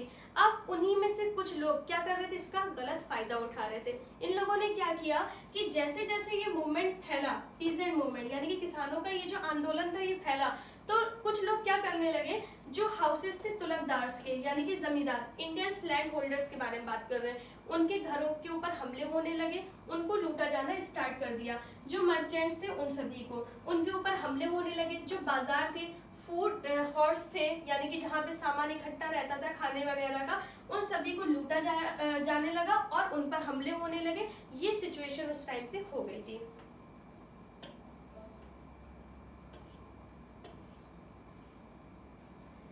चलिए नेक्स्ट मूवमेंट के बारे में हम लोग बात करेंगे, tribal movement in Andhra Pradesh. आदिवासियों का जो यहाँ पे मूवमेंट हुआ था ट्राइबल ग्रुप्स का आंध्र प्रदेश के बारे में, उसके बारे में बात करेंगे।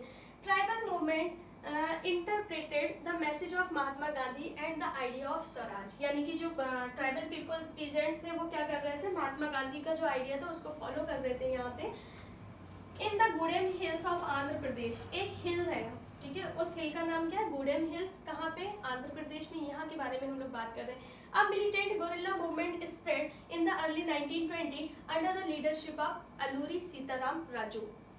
यहाँ पे एक मूवमेंट पहले से ही चल रहा था जिसका नाम क्या था, गोरिल्ला मूवमेंट।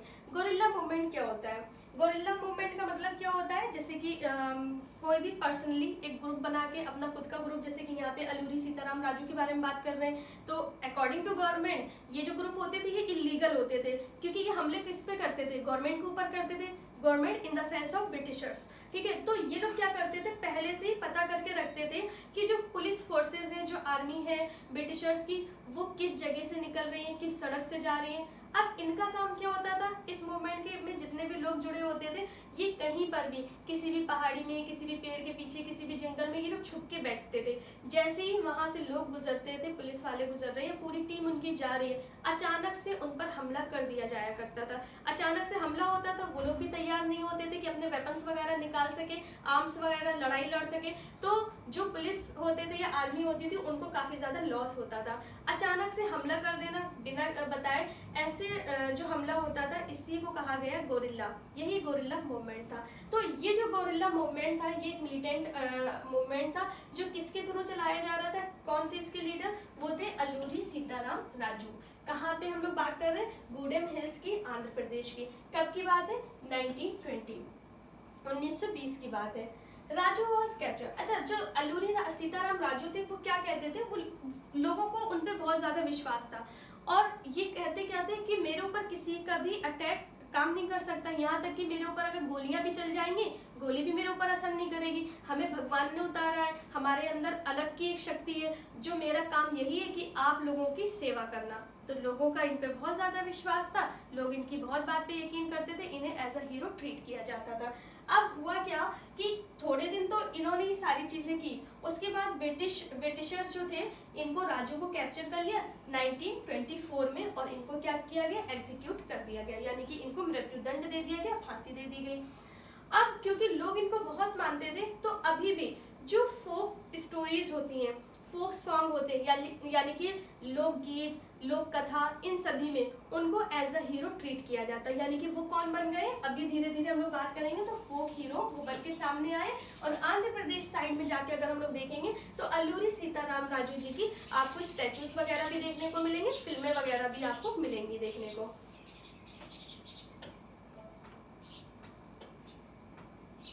चलिए अब हम लोग बात करेंगे Swaraj in the plantations. Plantation, जैसे कि हमने अभी बताया था, कमर्शियल प्लांटेशन सिस्टम के बारे में बात किया कि जो व्यापार के लिए प्लांटेशन किया जाता था, यानी कि प्रोडक्शन करवा के दूसरे देशों में सप्लाई किया जाता था, ज्यादा फायदा उठाया जाता था। तो इसके बारे में हम लोग बात करेंगे कि इसके जो वर्कर्स थे वो क्यों परेशान थे। तो यहाँ पे क्या है, according to Indian immigration act of 1859, क्योंकि यहाँ पे जिस एक्ट के बारे में बात कर रहे हैं वो है 1859 का एक्ट का नाम क्या है, Indian immigration act. Plantation workers were not permitted to leave the tea gardens without permission. अब इस एक्ट के तहत क्या होता था, जो वर्कर्स होते थे, यानी कि जो मजदूर हुआ करते थे, जो इन फील्ड्स में काम किया करते थे, उनको किसी भी तरीके की परमिशन नहीं थी कि विदाउट परमिशन वो अपने घर वालों से भी मिलने जाए टी गार्डन्स को छोड़ के। यानी कि चाय के जो बागान थे उनको छोड़ के उनको बिल्कुल भी परमिशन नहीं थी कि वो उस बागानों को छोड़ के अपने घर वालों से भी मिलने जाए।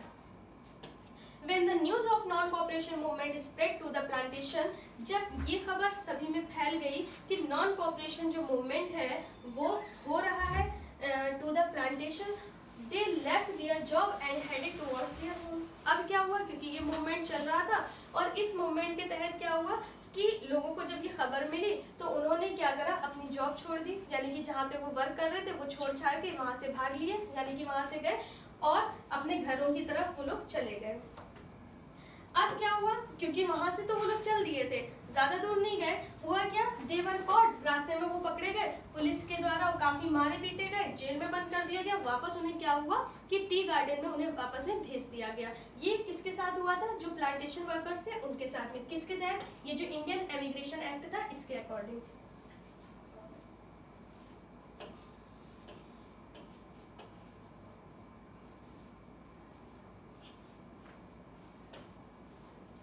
अब हम लोग बात करेंगे टुवर्ड्स सिविल डिसोबीडियंस मूवमेंट। अब सिविल डिसोबीडियंस की तरफ जब ये बढ़ रहा था, इसके थ्रू हम लोग बात करते हैं।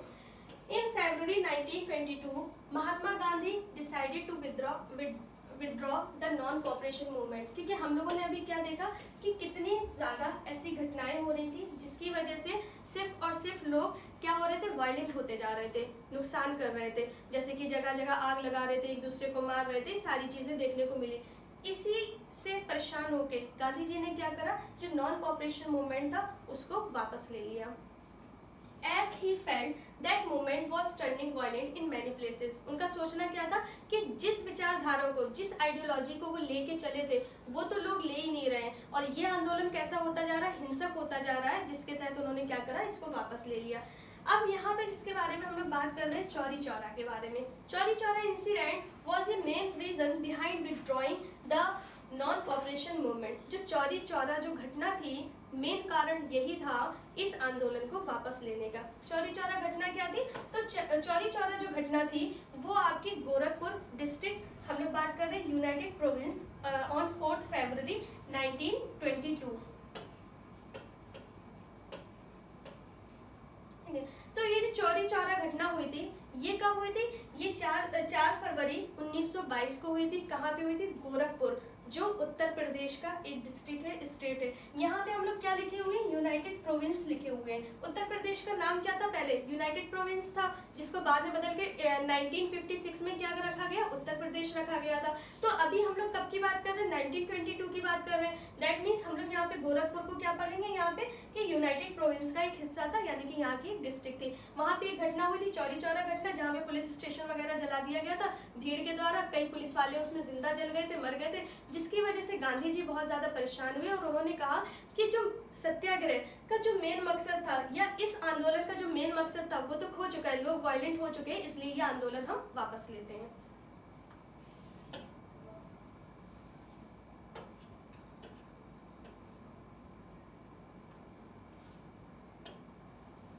अब हम लोग बात करेंगे different views with in Congress. Congress के अंदर भी बहुत से ऐसे लोग थे जिनकी अलग अलग विचारधारा थी। कांग्रेस, यहाँ पे हम लोग बात कर रहे हैं इंडियन नेशनल कांग्रेस के बारे में। अब वो क्या क्या विचारधारा थी वो देखते हैं।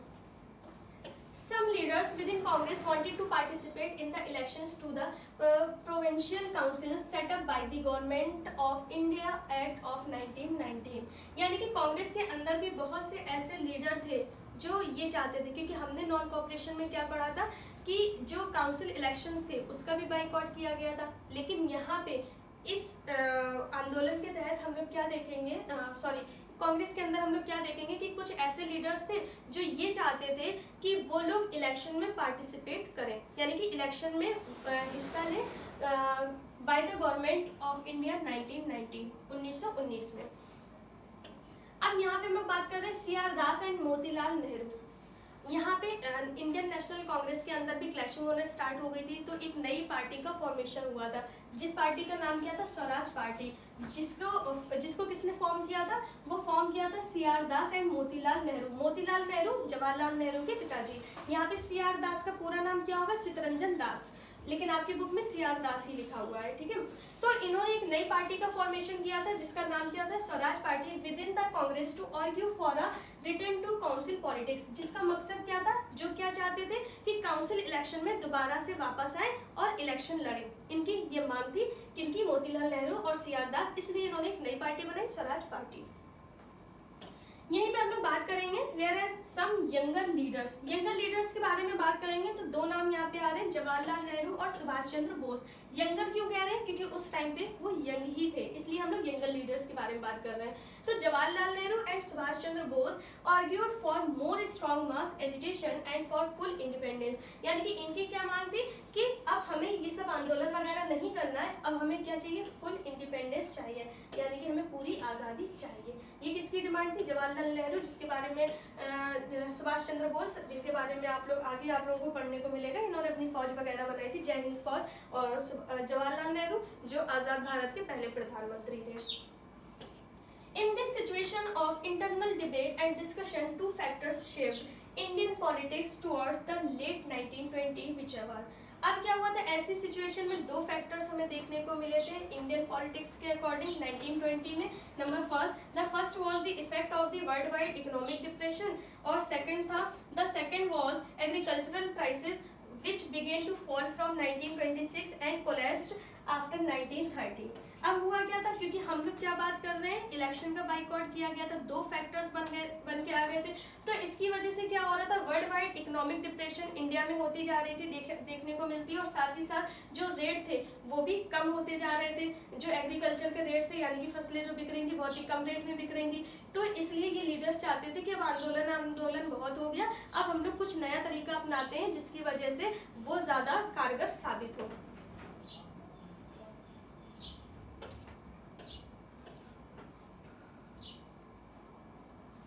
देखिए, नेशनल कांग्रेस पार्टी जो थी वो नेशनल पार्टी थी पहली बात तो, ठीक है, वही नेतृत्व करती थी पूरे इंडिया को रिप्रेजेंट करती थी पूरे इंडिया को नेशनल कांग्रेस के थ्रू, यानी कि कोई भी बात होती थी उसके थ्रू होती थी। और कुछ लोग ऐसे भी थे लीडर्स जो इस बात से सहमत नहीं होते थे, नेशनल कांग्रेस की जो भी बातें होती थी उस बात को नहीं मानते थे। अब हम लोग बात करेंगे कि दो मतलब कि कैटेगरी के लोग होते जा रहे थे, यानी कि दो विचारधारा के लोग होते जा रहे थे। अब यहाँ पे हम लोग बात करेंगे साइमन कमीशन की। साइमन कमीशन के बारे में बात करेंगे तो क्या था, Simon commission was constituted under John Simon. Basically ये क्या था, एक कॉन्स्टिट्यूशन था जो भारत के लोगों के द्वारा के लिए बनाया गया था। किसके लिए, भारतीयों के लिए बनाया गया था। किसकी लीडरशिप में बनाया गया था, किसके अंडर में बनाया गया था, जॉन साइमन के, इसलिए इसको साइमन कमीशन कहा जाता है। The main objective of Simon Commission was to review the functioning of the constitutional system in India and suggest changes in the system। यानी कि इसका मेन मकसद क्या था कि भारत का जो संविधान है वो किस तरीके से होना चाहिए या उसमें क्या चेंजेस होने चाहिए, साइमन कमीशन का ये मकसद था, इसीलिए साइमन कमीशन भारत आया था। Indian leaders opposed the Simon Commission as there were no Indians in it। अब क्या हुआ था, क्योंकि इंडियंस के लिए ही कॉन्स्टिट्यूशन बन रहा था, भारतीयों के लिए ही बन रहा था, लेकिन उसमें कोई एक भी इंडियन नहीं था, जिसकी वजह से यहाँ के यानी कि इंडियन जो लीडर्स थे वो क्या कर रहे थे, इसका विरोध कर रहे थे, इसके अपोज में जा रहे थे। When the commission arrived in India in 1928, जब ये कमीशन भारत में आया 1928, it was greeted with the slogan। इसे कैसे ग्रीट किया गया, यानी कि स्वागत इसका कैसे किया गया, जो स्लोगन था साइमन गो बैक, यानी कि साइमन वापस जाओ। अब इसी में क्या हुआ था, एक इंसिडेंट हुआ था, आपकी बुक में नहीं है, लाठीचार्ज हुआ था। किसके ऊपर हुआ था, लाला लाजपत राय जी के ऊपर लाठीचार्ज हुआ था, और उस लाठीचार्ज में उनकी जान भी चली गई थी। तब उन्होंने एक बात बोली थी, क्या बात बोली थी कि ब्रिटिशर्स यानी कि जितनी भी ये लाठी एक एक मेरे सर पे पड़ रही है, ये आपकी ब्रिटिशर्स की ताबूत की एक एक कील साबित होगी, ठीक है, ये बात उन्होंने बोली थी। और इसी लाठीचार्ज में लाला लाजपत राय जी की मृत्यु हो जाती है। तो जो साइमन कमीशन था वो 1928 भारत आया था, जिसका स्वागत कैसे किया गया था, साइमन गो बैक से ये स्लोगन दिया गया था। All parties including the Congress and the Muslim League in the demonstrations, सभी जो पार्टी थी आपकी कांग्रेस और मुस्लिम लीग, ये भी अब अलग होना स्टार्ट हो गई थी। चलिए अब हम लोग बात करते हैं डिमांड ऑफ पूर्ण स्वराज की। In October 1929, the Viceroy Lord Irwin announced an uncertain offer of dominion status for India and a round-table conference to discuss a future constitution। यहाँ पे हम लोग बात कर रहे हैं अक्टूबर 1929 की। तो यहाँ के जो वाइसरॉय थे लॉर्ड इरविन, अब गांधी जी ने क्या किया था, 11 डिमांड के बारे में भी हम लोग बात करेंगे, उसके बारे में भी बात करेंगे।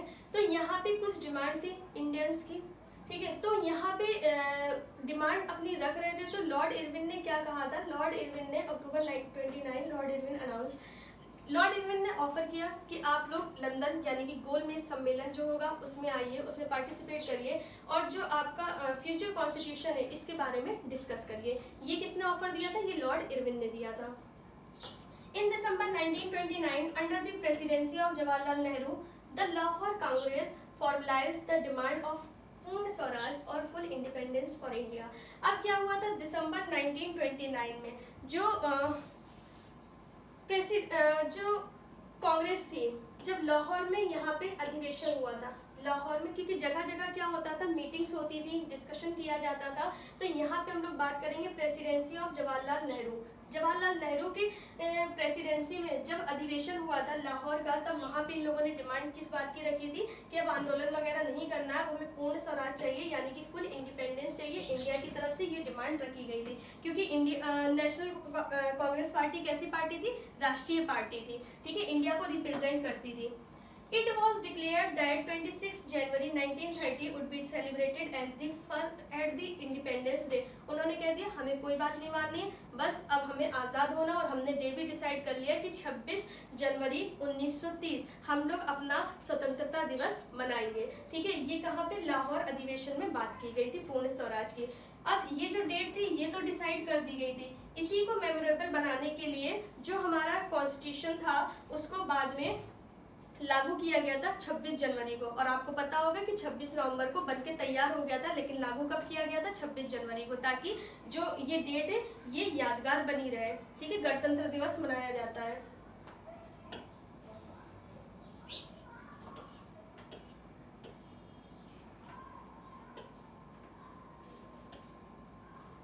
अब हम लोग बात अभी कर रहे थे नॉन कॉपरेशन, और उसके बाद में ऐसी क्या क्या चीज़ें होती गई जिसकी वजह से सिविल डिसओबीडियंस लागू किया गया, यानी कि सविनय अवज्ञा आंदोलन लागू किया गया। कैसे लागू हुआ, तो हम लोग इसके लिए बात करेंगे सॉल्ट यहाँ पे मार्च के बारे में। तो the salt march and the civil disobedience movement, यानी कि नमक कानून जो तोड़ा गया था उसके बारे में बात करेंगे यहाँ पे। Mahatma Gandhi believed that salt was a powerful symbol that could unite the nation। अभी तक हमने क्या देखा था कि भारत को यूनाइट करने के लिए हम लोगों ने देखा खिलाफत आंदोलन जो था और नॉन कॉपरेशन मूवमेंट, दोनों को साथ लेके आए थे ताकि हिंदू और मुस्लिम एक जुड़ सके, यूनाइट हो सके। उसी तरह से गांधी जी को अब दूसरा क्या चाहिए था, एक मेन मोटिव कि जिससे लोग अपने आप को कनेक्ट फील कर सकें।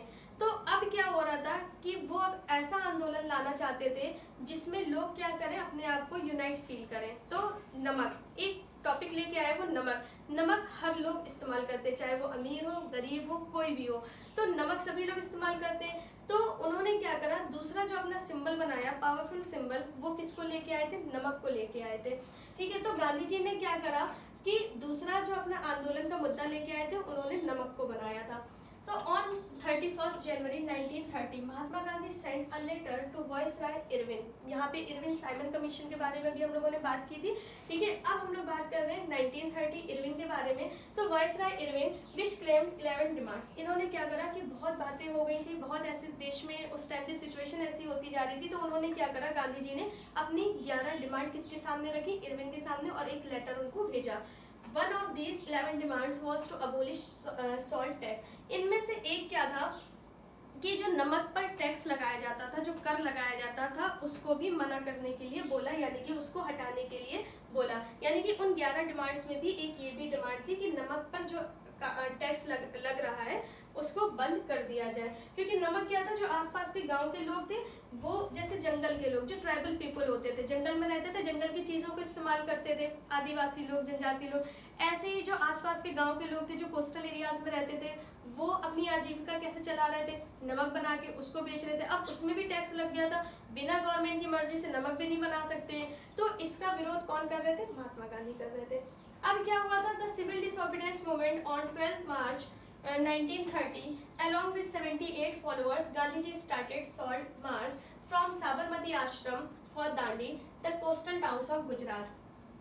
अब जो सविनय अवज्ञा आंदोलन में जो पहला आंदोलन था, यानी कि नमक कानून के लिए, ये स्टार्ट कब हुआ था, 12 मार्च 1930 को स्टार्ट हुआ था, 1930 को स्टार्ट हुआ था। गांधी जी ने इसको कैसे स्टार्ट किया था, अपने साथ 78 फॉलोअर्स लेके आए थे।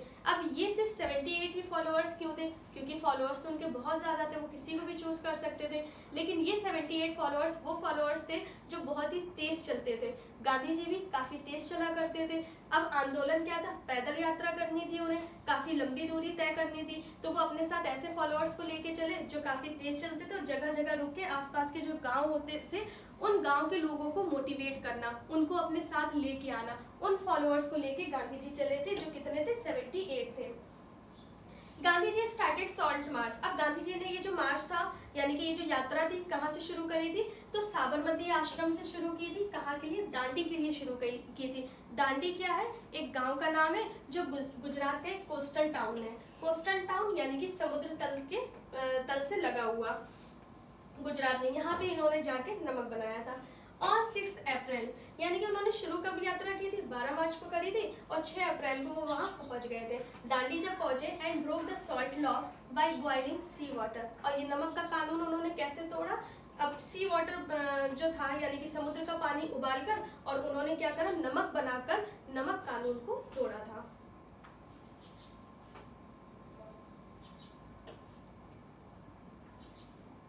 This marked the beginning of the civil disobedience movement, यही वो शुरुआत थी सिविल डिसओबीडियंस मूवमेंट की, यानी कि अभी तक क्या कर रहे थे, कॉपरेट नहीं कर रहे थे, असहयोग कर रहे थे, अब क्या कर रहे थे, उन्होंने ये भी कह दिया था कि जो आपके बनाए हुए कानून है हम इसको भी नहीं मानेंगे। This movement spread, foreign cross were boycotted, peasants refused to pay revenue and चौकीदारी taxes, village officials resigned, forest people violated forest laws in many places. However, British government arrested all the leaders including Gandhi ji. अब क्या हुआ था, क्योंकि ये आंदोलन चल रहा था, इस आंदोलन का सभी लोग फायदा उठाना भी चाह रहे थे, तो क्या हो रहा था, कोई भी टैक्स नहीं दे रहा। जैसे सामान है, फॉरेन गुड्स को पहली बात तो इस्तेमाल ही नहीं किया जा रहा था, साथ ही साथ जैसे टैक्सेस थे, उन टैक्सेस को जो किसान थे वो टैक्स नहीं पे कर रहे थे, जो चौकीदारी टैक्स दिया जाता था गांव की रक्षा के लिए वो टैक्स नहीं दिया जा रहा था, और बहुत ज़्यादा नुकसान पहुंचाया जा रहा था बाकी चीज़ों को। जो ऑफिशियल्स थे, विलेज ऑफिशियल्स, वो रिज़ाइन कर रहे थे, यानी कि अपनी जॉब छोड़ रहे थे। फॉरेस्ट पीपल जो थे, जो जंगल में रहते थे, आदिवासी वगैरह, वो जो जंगल का कानून था उसको नहीं मान रहे थे। अब ये आंदोलन चल रहा था, तो जो ब्रिटिश गवर्नमेंट थी उन्होंने इसका जिम्मेदार किसे माना, गांधी जी को। इसलिए क्या हुआ, गांधी जी को अरेस्ट कर लिया गया था। ठीक है, इसी के साथ ही कुछ लीडर्स भी अरेस्ट हुए थे, साथ ही साथ गांधी जी को भी जेल भेज दिया गया था।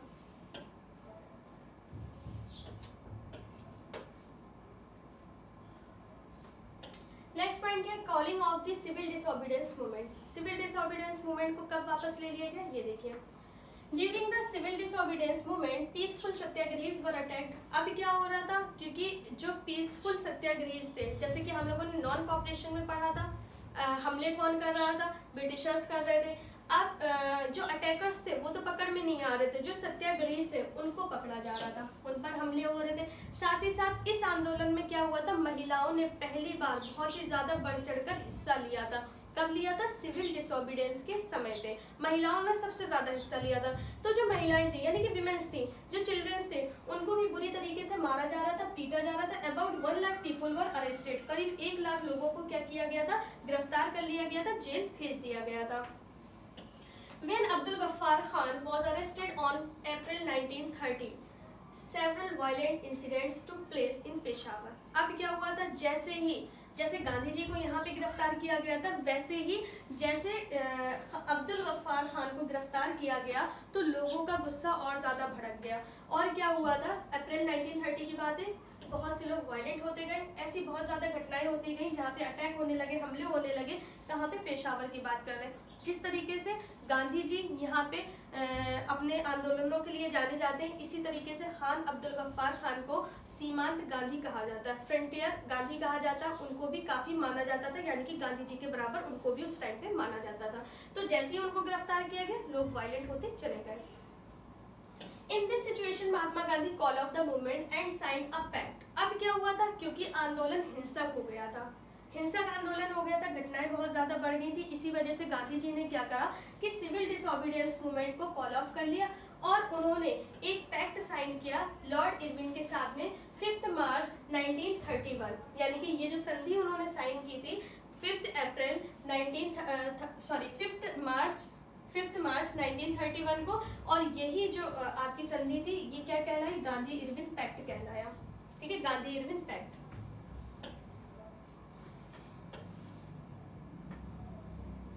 देखिए, अब हम लोग बात करेंगे relaunching of civil disobedience movement. अभी हमने क्या देखा कि घटनाएं हिंसक हो गई थी, जिसकी वजह से सिविल डिसओबीडियंस मूवमेंट को कॉल ऑफ कर लिया गया था। अब रीलॉन्च किया गया, यानी कि दोबारा से फिर से लॉन्च किया गया। क्यों लॉन्च किया गया, इसमें ऐसा क्या हुआ, ये देखिए। In December 1931 Gandhi ji went to London for the second round table conference. अब क्या हुआ था, गांधी इरविन पैक्ट के थ्रू यही हुआ था कि सेकंड राउंड टेबल जो सम्मेलन होगा, यानी कि गोल मेज सम्मेलन दूसरा, उसमें आप लंदन जाइए, वहां पे अपनी डिमांड रखिए, ये सारी चीजें थी। तो गांधी जी पहले नहीं जाना चाहते थे।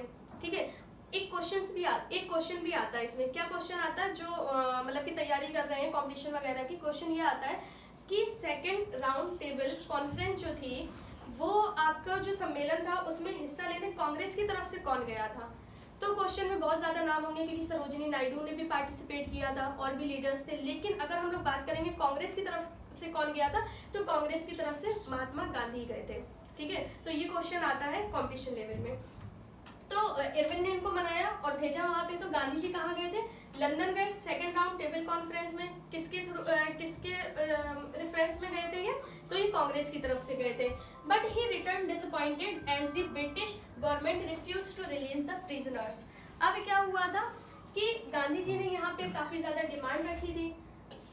डिमांड यही 11 डिमांड जो थी और कहा था पूरी हो जाएंगी, इरविन ने कहा था, लेकिन वो वहां से कैसे निराश होकर लौटे, क्योंकि ब्रिटिश गवर्नमेंट ने मना कर दिया कि जितने भी पहले जो संधि हुई थी गांधी इरविन पैक्ट, इसके थ्रू क्या हुआ था, कुछ प्रिजनर्स रिलीज कर दिए जाएंगे, यानी कि जो कैदी बंद किए गए उनको छोड़ दिया जाएगा, लेकिन ऐसा नहीं किया गया था। अच्छा, एक इंसिडेंट इससे और जुड़ा हुआ है। गांधी जी को क्या कहा गया था? अर्धनंगा फकीर कहा था। किसने कहा था? चर्चिल ने कहा था। इसी सेकंड राउंड टेबल कॉन्फ्रेंस पे जब गए थे, अर्धनंगा फकीर किसने कहा था? चर्चिल ने कहा था, इसी टाइम पे जब ये लंदन गए थे।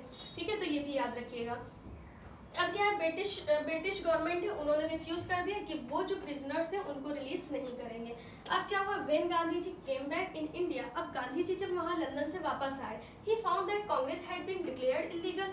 अब क्या हुआ था, क्योंकि कांग्रेस के जो मेन लीडर थे उनको वहां पे भेज दिया गया।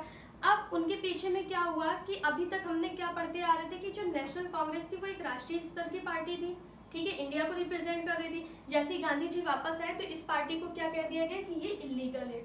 इलीगल यानी कि असंवैधानिक है, अवैध है, इसको ये बता दिया गया कांग्रेस पार्टी को। इसके अलावा Abdul Gaffar Khan and Jawaharlal Nehru were imprisoned. अब इसके साथ ही क्या हुआ था कि खान अब्दुल गफ्फार खान को फिर से क्या किया गया? गिरफ्तार कर लिया गया, और साथ ही साथ जवाहरलाल नेहरू को भी गिरफ्तार कर लिया गया। अब यहाँ पे जो जवाहरलाल नेहरू यहाँ पे जब जेल भेजे गए थे तो आपने इनकी बुक सुनी होगी, वो बुक का नाम क्या है? The discovery of India. इन्होंने उसी समय वहाँ पे ये लिखी थी बुक। ठीक है, the discovery of India, Jawaharlal Nehru ने, इनको भी जेल भेज दिया गया। As a result Mahatma Gandhi relaunch the civil disobedience movement. अब क्या हुआ, गांधी जी ने क्योंकि एक ही शर्त पे कहा था कि हमारी सारी मांगे पूरी की जाए, आप हमारी कुछ शर्तों को मानो, हम आपकी शर्तों को मानेंगे, लेकिन जब उनकी शर्तें नहीं मानी गई, बहुत से लीडर्स क्या हुए थे? जेल भेज दिए गए, उनकी जो कांग्रेस पार्टी थी उसको इलीगल बता दिया गया। तो गांधी जी ने ये फैसला किया कि हम क्या करेंगे, सिविल डिसोबीडियंस मूवमेंट जो था हमारा, ये जो आंदोलन था, हम इसको दोबारा से लॉन्च करेंगे। This movement was continued for a year. अब ये जो मूवमेंट था वो भी करीब 1 साल तक तो कंटिन्यू चला। उसके बाद क्या हुआ, जो इसका मेन मोमेंटम था जो वो एक ही साल में खो गया, मतलब कि छूट गया या रह गया बाय द ईयर 1934, यानी कि जो इसका मोमेंटम था वो धीरे धीरे खत्म होता चला गया 1934 तक।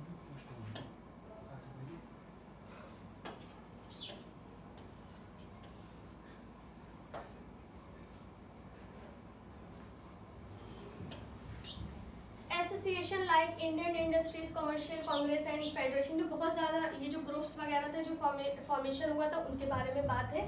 तो जो industrial and commercial Congress and federation of the Indian chamber of commerce and industries, ये सारी क्या हुई थी, ये फॉर्मेशन इनका हुआ था, किसकी लीडरशिप में हुआ था? जीडी बिरला। ये सारी आपके उद्योगपति के बारे में बात कर रहे हैं, जो औद्योगिक जो ग्रुप्स बने थे उनके बारे में। पुरुषोत्तम ठाकुर दास, ये सारे ही सब लोग, ये किसका सपोर्ट कर रहे थे? सिविल डिसोबीडियंस मूवमेंट का सपोर्ट कर रहे थे। क्यों सपोर्ट कर रहे थे? क्योंकि ये बिजनेसमैन थे। अब ये सपोर्ट क्यों कर रहे थे? क्योंकि जो सविनय अवज्ञा आंदोलन है, यानी कि अंग्रेजों के जो कानून है ये नहीं मानेंगे, देश हमारा आजाद हो जाएगा, उसके बाद फिर हम लोग बिजनेस कैसे करेंगे? अपने अकॉर्डिंग करेंगे। तो इसलिए ये क्या कर रहे थे? In the hope that business restriction would be lifted, यानी कि जो बिजनेस में जो रेस्ट्रिक्शन लगे हुए हैं, जो बाउंडेशन है वो खत्म कर दी जाएंगी। इसलिए ये साथ किसका ले रहे थे? सिविल डिसोबीडियंस मूवमेंट का। The Indian merchants and industrialist form the Indian industrial and commerce Congress in 1920। ये जो पार्टी का फॉर्मेशन हुआ था ये आपका हुआ था 1920 को। And the federation of the Indian chamber of commerce and industries, जिसका शॉर्ट में फॉर्म क्या है, अक्सर पूछा जाता है एग्जाम में, FICC का फुल फॉर्म पूछा जाएगा या आपसे पूछा जाएगा इसका फॉर्मेशन कब हुआ था, तो 1927। नेक्स्ट क्या है, in rural areas women came from rich peasants house holds Women were inspired by Gandhiji's call and they began to see service to the nation as their sacred duty. यानी कि अब क्या हुआ था, ऐसी महिलाएं जो अमीर हाउस होल्ड्स के घरों में काम किया करती थी, गांधी जी के कहने पे उन्होंने ऐसी जॉब को छोड़ दिया और वो क्या काम करने लगी, देश की सेवा का काम करने लगी और इसी को वो पवित्र अपने कर्तव्य समझने लगी। तो इस तरीके से महिलाएं, अभी हमने क्या कहा था कि पहली बार देखने को मिला कि सिविल डिसोबीडियंस में महिलाओं ने पार्टिसिपेट किया था, विमेंस ने पार्टिसिपेट किया था, बहुत ही बढ़ चढ़कर किया था। ये हिस्ट्री में क्वेश्चन भी आता है। तो क्या था कि यही वो मोमेंट था जिसमें जो जगह जगह जो महिलाएं थी वो क्या हो रही थी, इस आंदोलन में जुड़ती जा रही थी।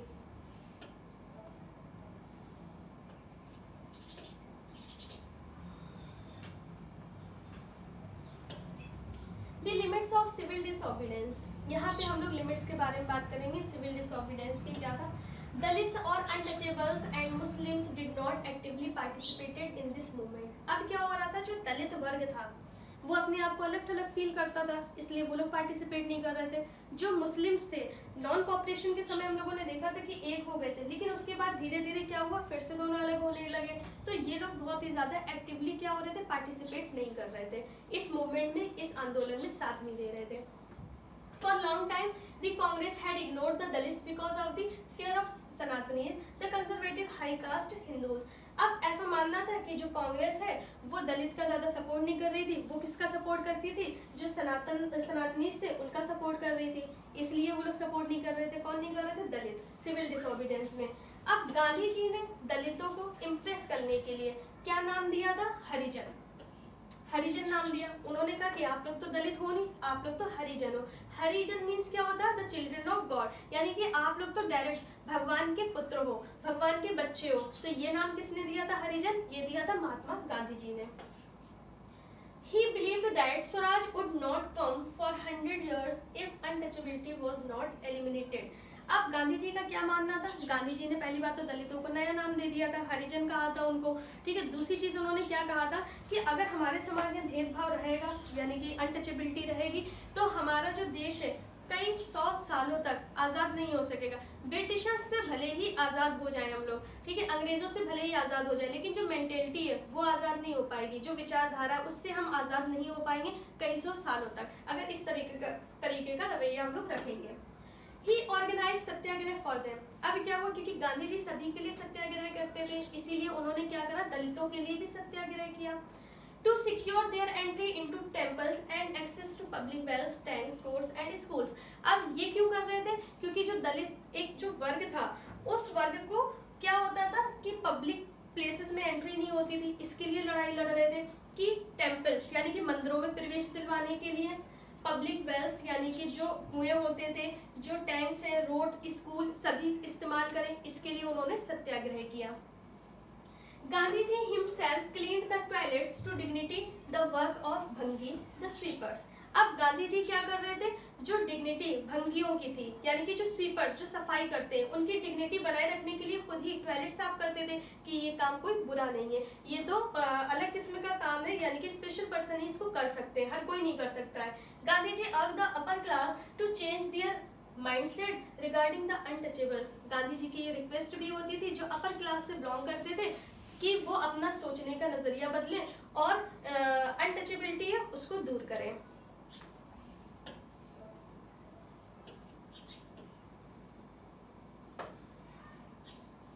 अब यहाँ पे हम लोग बात करेंगे स्टैंड ऑफ दलित लीडर्स। जो दलित लीडर्स थे, क्योंकि अभी हम लोगों ने क्या बात करी थी, सिविल डिसोबीडियंस मूवमेंट जो था वो क्यों फेल हो रहा था, क्योंकि कई लोग इसमें अपने आप को कनेक्ट फील नहीं कर पा रहे थे, अपने आप को उनको ये नहीं लग रहा था कि हम एक हैं।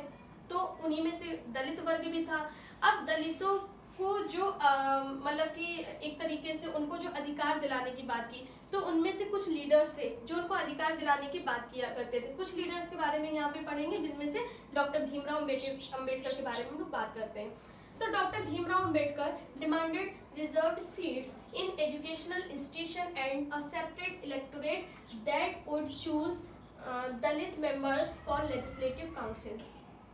अब यहाँ पे हम लोग डॉक्टर भीमराव अम्बेडकर के बारे में बात कर रहे हैं, जो काफी ज्यादा पढ़े लिखे थे। इन्होंने क्या कहा कि दलितों को आगे बढ़ाने के लिए आप पहली बात तो क्या करिए कि जितने भी एजुकेशनल इंस्टीट्यूशंस हैं वहाँ पे आप उनको समान शिक्षा दिलाने के लिए उनके लिए सीट रिजर्व करिए।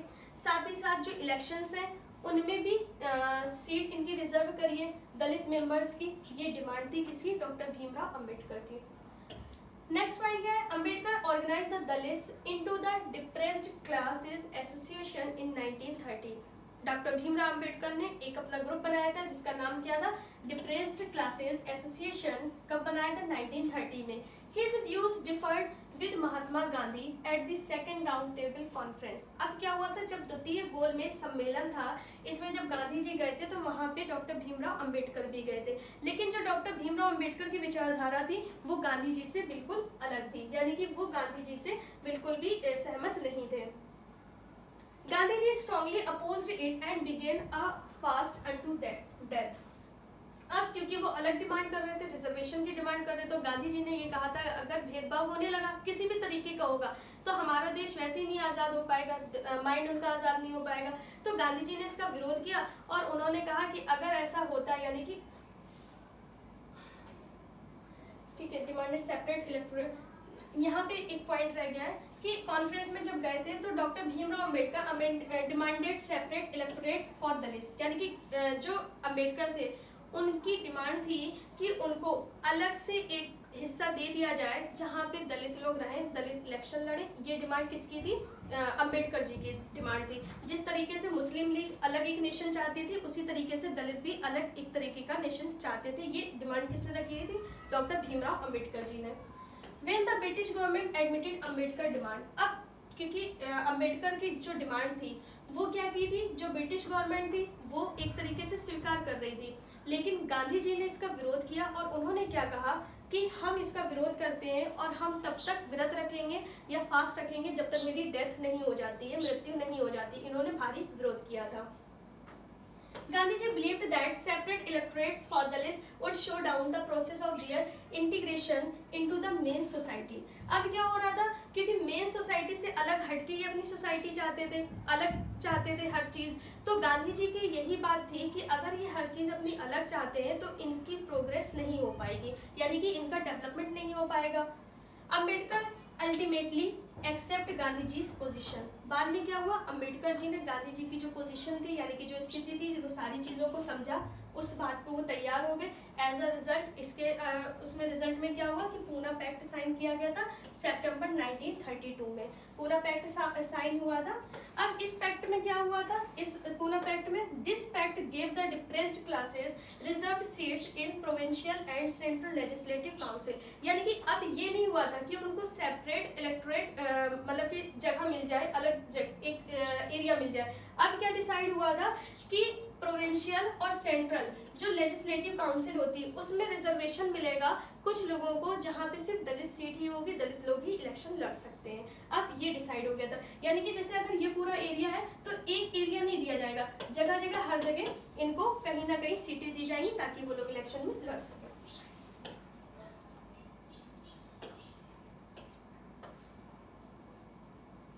नेक्स्ट पॉइंट देखिए, हिंदू मुस्लिम क्लैश। जैसे अभी हम लोगों ने देखा था दलित क्लैशेस के बारे में बात की थी, अब हम लोग देखते हैं हिंदू मुस्लिम क्लैशेस भी हुए थे after the decline of the non cooperation and खिलाफत मूवमेंट। हमने क्या देखा था कि नॉन कॉपरेशन और खिलाफत मूवमेंट में हिंदू मुस्लिम एकता देखने को मिली थी, लेकिन जैसे ही नॉन कॉपरेशन और खिलाफत मूवमेंट खत्म हुआ, a large section of Muslim felt separate from the Congress. बहुत से ऐसे मुस्लिम लीडर्स थे जो क्या कर रहे थे, अपने आप को कांग्रेस से अलग फील कर रहे थे, ठीक है, यानी कि उन्हें ऐसा लग रहा था कि वो अलग है और कांग्रेस की विचारधारा अलग है। From the mid 1920, the Congress came to be more associated with openly Hindu religious nationalist groups like the Hindu Mahasabha। हुआ क्या था कि 1920 के मध्य में जो कांग्रेस थी वो क्या हुई थी, जो हिंदू रिलीजियस एक नेशनलिस्ट ग्रुप था, यानी कि राष्ट्रीय जो ग्रुप था वो क्या था, हिंदू महासभा। रीजन यही था क्योंकि जो मुस्लिम जो कम्युनिटी के लोग थे या मुस्लिम लीडर्स थे उनका ये मानना था कि इस कम्युनिटी से जुड़ने के बाद जो कांग्रेस है उसकी विचारधारा भी हिंदू रिलीजियस स्टाइल में हो गई है। In 1930 Sir Mohammad Iqbal the president of Muslim League, ठीक है, मुस्लिम लीग के जो अध्यक्ष थे demanded the importance of separate electorates for Muslim. इनकी क्या डिमांड थी कि इनको भी एक अलग हिस्सा मिल जाए इलेक्शन के लिए। ये बात किसने रखी थी? सर मोहम्मद इकबाल ने।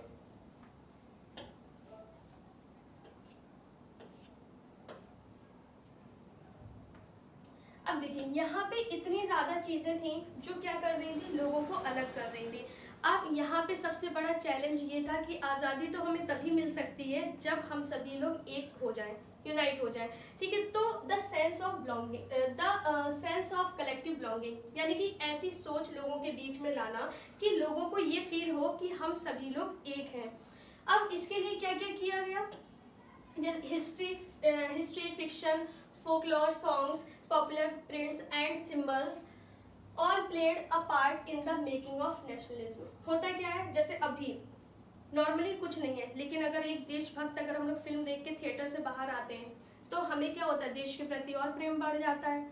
अगर हम कोई पिक्चर्स देख लेते हैं, यानी कि फोटोज देख लेते हैं, अपना नेशनल फ्लैग देख लेते हैं, तो हम अपने आप को कैसा डिवोटी समझने लगते हैं अपने देश के प्रति। तो वही एक सेंस है यहाँ पे कलेक्टिव बिलोंगिंग का, यानी कि ऐसी वो विचारधारा लाना, यानी कि लोग हिंदू, मुस्लिम, दलित इससे उठ के सिर्फ एक भावना लेके आए कि हम कुछ नहीं है, हम सिर्फ भारतीय हैं। ये विचारधारा कब आ सकती थी? जब उनको कोई एक कॉमन चीज से जोड़ा जाए। अब उस कॉमन चीज से जोड़ने के लिए क्या चीज जरूरी थी? यानी कि हमारे इतिहास को जानना, फिक्शन, फोकलोर, यानी कि जो लोक कथाएं, लोकगीत वगैरह सारी चीजें होती थी, पॉपुलर प्रिंट्स एंड सिंबल्स, यानी कि जो सिंबल्स होते थे, आइकन्स वगैरह, वो चीजें, ये क्या करती थी, एक इम्पॉर्टेंट रोल प्ले करती हैं कलेक्टिवनेस का। It was seen in India during its freedom movement in the following days. अब ये सारी चीज़ें हमें बहुत तरीक़ों से हमारे देश की आज़ादी के में बहुत ज़्यादा देखने को मिली, बहुत तरीक़ों से देखने को मिली। क्या क्या चीज़ें देखने को मिली? The identity of a nation is most often symbolised in a figure और इमेज, यानी कि किसी भी नेशन की आइडेंटिटी जब कोई इमेज दिख जाती है तो उससे और ज़्यादा कनेक्टिव हम लोग फील करते हैं। जैसे कि एलिग्री की बात करेंगे हम लोग आगे, अभी इसी में पढ़ेंगे हम लोग एलिग्री के बारे में। एलिग्री क्या होती है? रियल में कुछ नहीं है, ठीक है, लेकिन एक सिंबॉलिक पिक्चर हम लोग मान लेते हैं, जैसे कि भारत माता, ठीक है, भारत माता, रियल में ऐसी कोई भारत माता नहीं है, लेकिन हमने इमेजिन कर लिया है, एक इमेज तैयार कर ली है भारत माता की, जो फ्लैग लिए हुए है, पीछे बैकग्राउंड में इंडिया का मैप बना हुआ है, एलिग्री, इसी को एलिग्री कहते हैं। जैसे हम लोग जर्मन का देखेंगे तो जर्मीनिया हो जाती है, वो भी एक लेडी है, ठीक है। तो इसको बना के लोगों में ये फीलिंग लाना इंडिया के प्रति, यानी कि सारी कास्ट, सारे रिलीजन को छोड़कर इंडिया से कनेक्ट होना, यहाँ पे उसी फिगर और इमेज की बात कर रहे हैं। This image of Bharat Mata was first created by Bankim Chandra Chattopadhyay in 1817 when he wrote Vande Mataram for our Motherland. यहाँ पे हम लोग बात कर रहे हैं भारत माता की। भारत माता बेसिकली ये एलिग्री है, जो किसने बनाई थी? अवनींद्रनाथ टैगोर ने बनाई थी, ठीक है, अवनींद्रनाथ टैगोर ने बनाई थी यहाँ पे। लेकिन हम किसके बारे में बात कर रहे हैं? बंकिम चंद्र चट्टोपाध्याय के बारे में बात कर रहे हैं। अब बंकिम चंद्र चट्टोपाध्याय कौन थे? जिन्होंने 1870 में 1870 में एक सॉन्ग लिखा था जो था वंदे मातरम। अब ये जो वंदे मातरम, ये जो गाना लिखा गया था, इसकी वजह से क्या हुआ था, लोग अपनी मदरलैंड यानी कि भारत माँ को पसंद करते थे, प्यार करते थे, उसी की ये इमेज बनी थी भारत माता। इसी सॉन्ग से इंस्पायर होके जो किसने बनाई थी? अवनींद्रनाथ टैगोर ने बनाई थी, ठीक है। अवनींद्रनाथ टैगोर कौन थे? ये रविन्द्रनाथ टैगोर के भांजे थे। तो यहाँ पे हम लोग बात कर रहे हैं later this song was included. अब बाद में क्या हुआ था, ये सॉन्ग 1870 में लिखा गया था, वंदे मातरम, भारत माता को नमन, ये ठीक है। तो ये किसमें बाद में इंक्लूड कर दिया गया था? उनकी एक नॉवेल थी जिसका नाम था आनंद मठ। बाद में ये सॉन्ग क्या हुआ था, इसमें इंक्लूड कर दिया गया था। बाद में जितने भी फ्रीडम फाइटर्स थे, यानी कि स्वतंत्रता सेनानी थे, इस सॉन्ग का यूज किया करते थे या गाया करते थे, अपने आप को मोटिवेट करने के लिए, एक नेशन में जोड़ने के लिए, फीलिंग लाने के लिए। The image of Bharat Mata was first painted Abanindranath Tagore, जो कौन थे? रविन्द्रनाथ टैगोर के भांजे थे। In Bengal Rabindranath Tagore and in Madras Natesa Sastri collected massive collection of folk tales. अब क्या हुआ था, रविन्द्रनाथ टैगोर भी क्योंकि राइटर्स थे, इसी तरीके से नटेशा शास्त्री ये भी क्या करती थी, लिखते थे। तो फोक टेल्स यानी कि जो लोक कथाएं होती हैं, जो कहानियाँ होती हैं, क्षेत्रीय जो कहानियाँ होती हैं वो लिखा करते थे, सॉन्ग लिखा करते थे, which led the movement for folk revival. अब क्या होता था, लोग इसको अपने आप में कनेक्ट फील कर पाते थे, गाते बजाते रहते थे और भारत माँ का सम्मान किया करते थे। ड्यूरिंग द स्वदेशी मूवमेंट, जब स्वदेशी मूवमेंट चला था यानी कि भारत की चीज़ें इस्तेमाल की जा रही थी, उसी समय ट्राई कलर ऐड किया गया था। क्योंकि हम लोग सिंबल्स के बारे में बात कर रहे हैं ना, सिंबल्स के बारे में, तो कुछ ऐसी चीज़ें भी तो लेके आनी थी। जब हम लोगों ने जब हम लोगों ने फ्रेंच रेवोल्यूशन देखा था, जब हम लोगों ने इससे पहले के जो चैप्टर्स 9th क्लास में पढ़े थे, तो उसमें भी ऐसी कुछ सिंबॉलिक चीज़ें लाई गई थी, इसी तरीके से इंडिया में भी लाई गई थी। तो जो ट्राई कलर था वो पहली बार लाया गया था जब स्वदेशी मूवमेंट चल रहा था, फ्लैग लाया गया था, जो कब डिज़ाइन किया गया था, बंगाल में डिज़ाइन किया गया था, जिसके कलर क्या क्या थे, आज जैसे कलर नहीं थे, अभी कलर दूसरे हैं, पहले था red, green and yellow. 1 marks के क्वेश्चन में ये पूछा जा सकता है। तो पहली बार जो ट्राई कलर था उसका कलर क्या था आपका, रेड, ग्रीन एंड येलो। ये 3 कलर थे जो ऐड किए गए थे और बंगाल में इसको डिज़ाइन किया गया था, क्योंकि जो वेस्ट बंगाल का हिस्सा है आज़ादी की लड़ाई में काफ़ी इनका भी योगदान रहा है। It had 8 lotus representing 8 provinces and a crescent moon representing Hindus and Muslims. अब क्या हुआ था, क्योंकि जो फ्लैग बना था उसमें 8 लोटस भी बनाए गए थे। 8 लोटस का मतलब क्या था, उस टाइम पे जैसे अभी हम लोग देखते हैं कितने स्टेट है, 28 स्टेट है, यूनियन टेरिटरीज है। तो उस समय क्या था, उस वक्त क्या था कि सिर्फ 8 प्रोविंसेस ही होते थे, 8 प्रांत ही थे आज़ादी के टाइम पे। तो जो 8 लोटस थे वो इसी को रिप्रेजेंट करते थे। एक क्रिसेंट मून था इस टाइप का, ठीक है। ये जो मून था ये किसको, हिंदूज और मुस्लिम, क्योंकि दोनों में पवित्र माना जाता है, चांद चंद्रमा, उसको रिप्रेजेंट करता था। ये कब की बात है, ये है 1921, ठीक है। अब इसको किसने डिजाइन किया था, तो गांधी जी ने इसको डिजाइन किया गया था, गांधी जी के द्वारा डिजाइन किया गया था। गांधी जी है डिजाइन द स्वराज फ्लैग, यानी कि इस फ्लैग का नाम स्वराज फ्लैग पड़ा, जिसको गांधी जी ने डिजाइन किया था। It was a tricolour having a spring wheel in the centre representing. अब गांधी जी ने एक और फ्लैग जब चेंज किया था तो क्या उसमें चेंज किया था कि गांधी जी ने एक उसमें बीच में एक स्प्रिंग व्हील यानी कि चरखा बनाया था, जो किसको रिप्रेजेंट कर रहा था, गांधीयन आइडियल को, यानी कि गांधी जी की विचारधारा जो थी उसको रिप्रेजेंट कर रहा था, यानी कि आत्मनिर्भरता को, सेल्फ हेल्प को। ये देखिए यहाँ पे हमने भी एलिग्री के बारे में बात की है। ये देखिए भारत माता की जो पहली अवनींद्रनाथ टैगोर जी के द्वारा जो एलिग्री डिजाइन की गई थी, पेंट की गई थी, ये वो एलिग्री है। साथ ही साथ 1906 से लेके पूरे 1907 और अभी तक का जो नेशनल फ्लैग है, ये इसमें क्या क्या चेंजेस हुए हैं, ये सारे चेंजेस हमें देखने को मिलते हैं। ये देखिए ये 8 लोटस के बारे में जिसके बारे में बात की थी वो देखिए, ये है गांधी जी के बारे में जो स्पिनिंग है।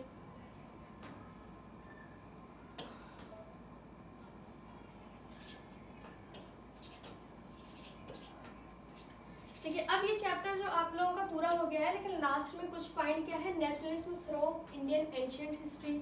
हम लोग राष्ट्रवाद की भावना के बारे में बात कर रहे हैं, तो हम लोग बात करेंगे एंशिएंट यानी कि प्राचीन समय से, ठीक है। तो इसके थ्रू भी देखते एक बार चलते हैं।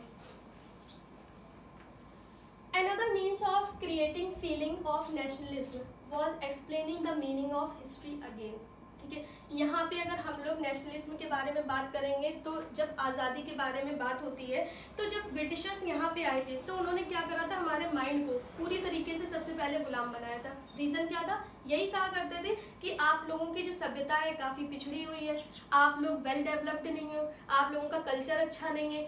ये सारी चीज़ें कह के उन्होंने क्या किया था, हमें एक तरीके से माइंड से यानी कि दिमागी तौर पे हमें गुलाम वैसे ही बना लिया था।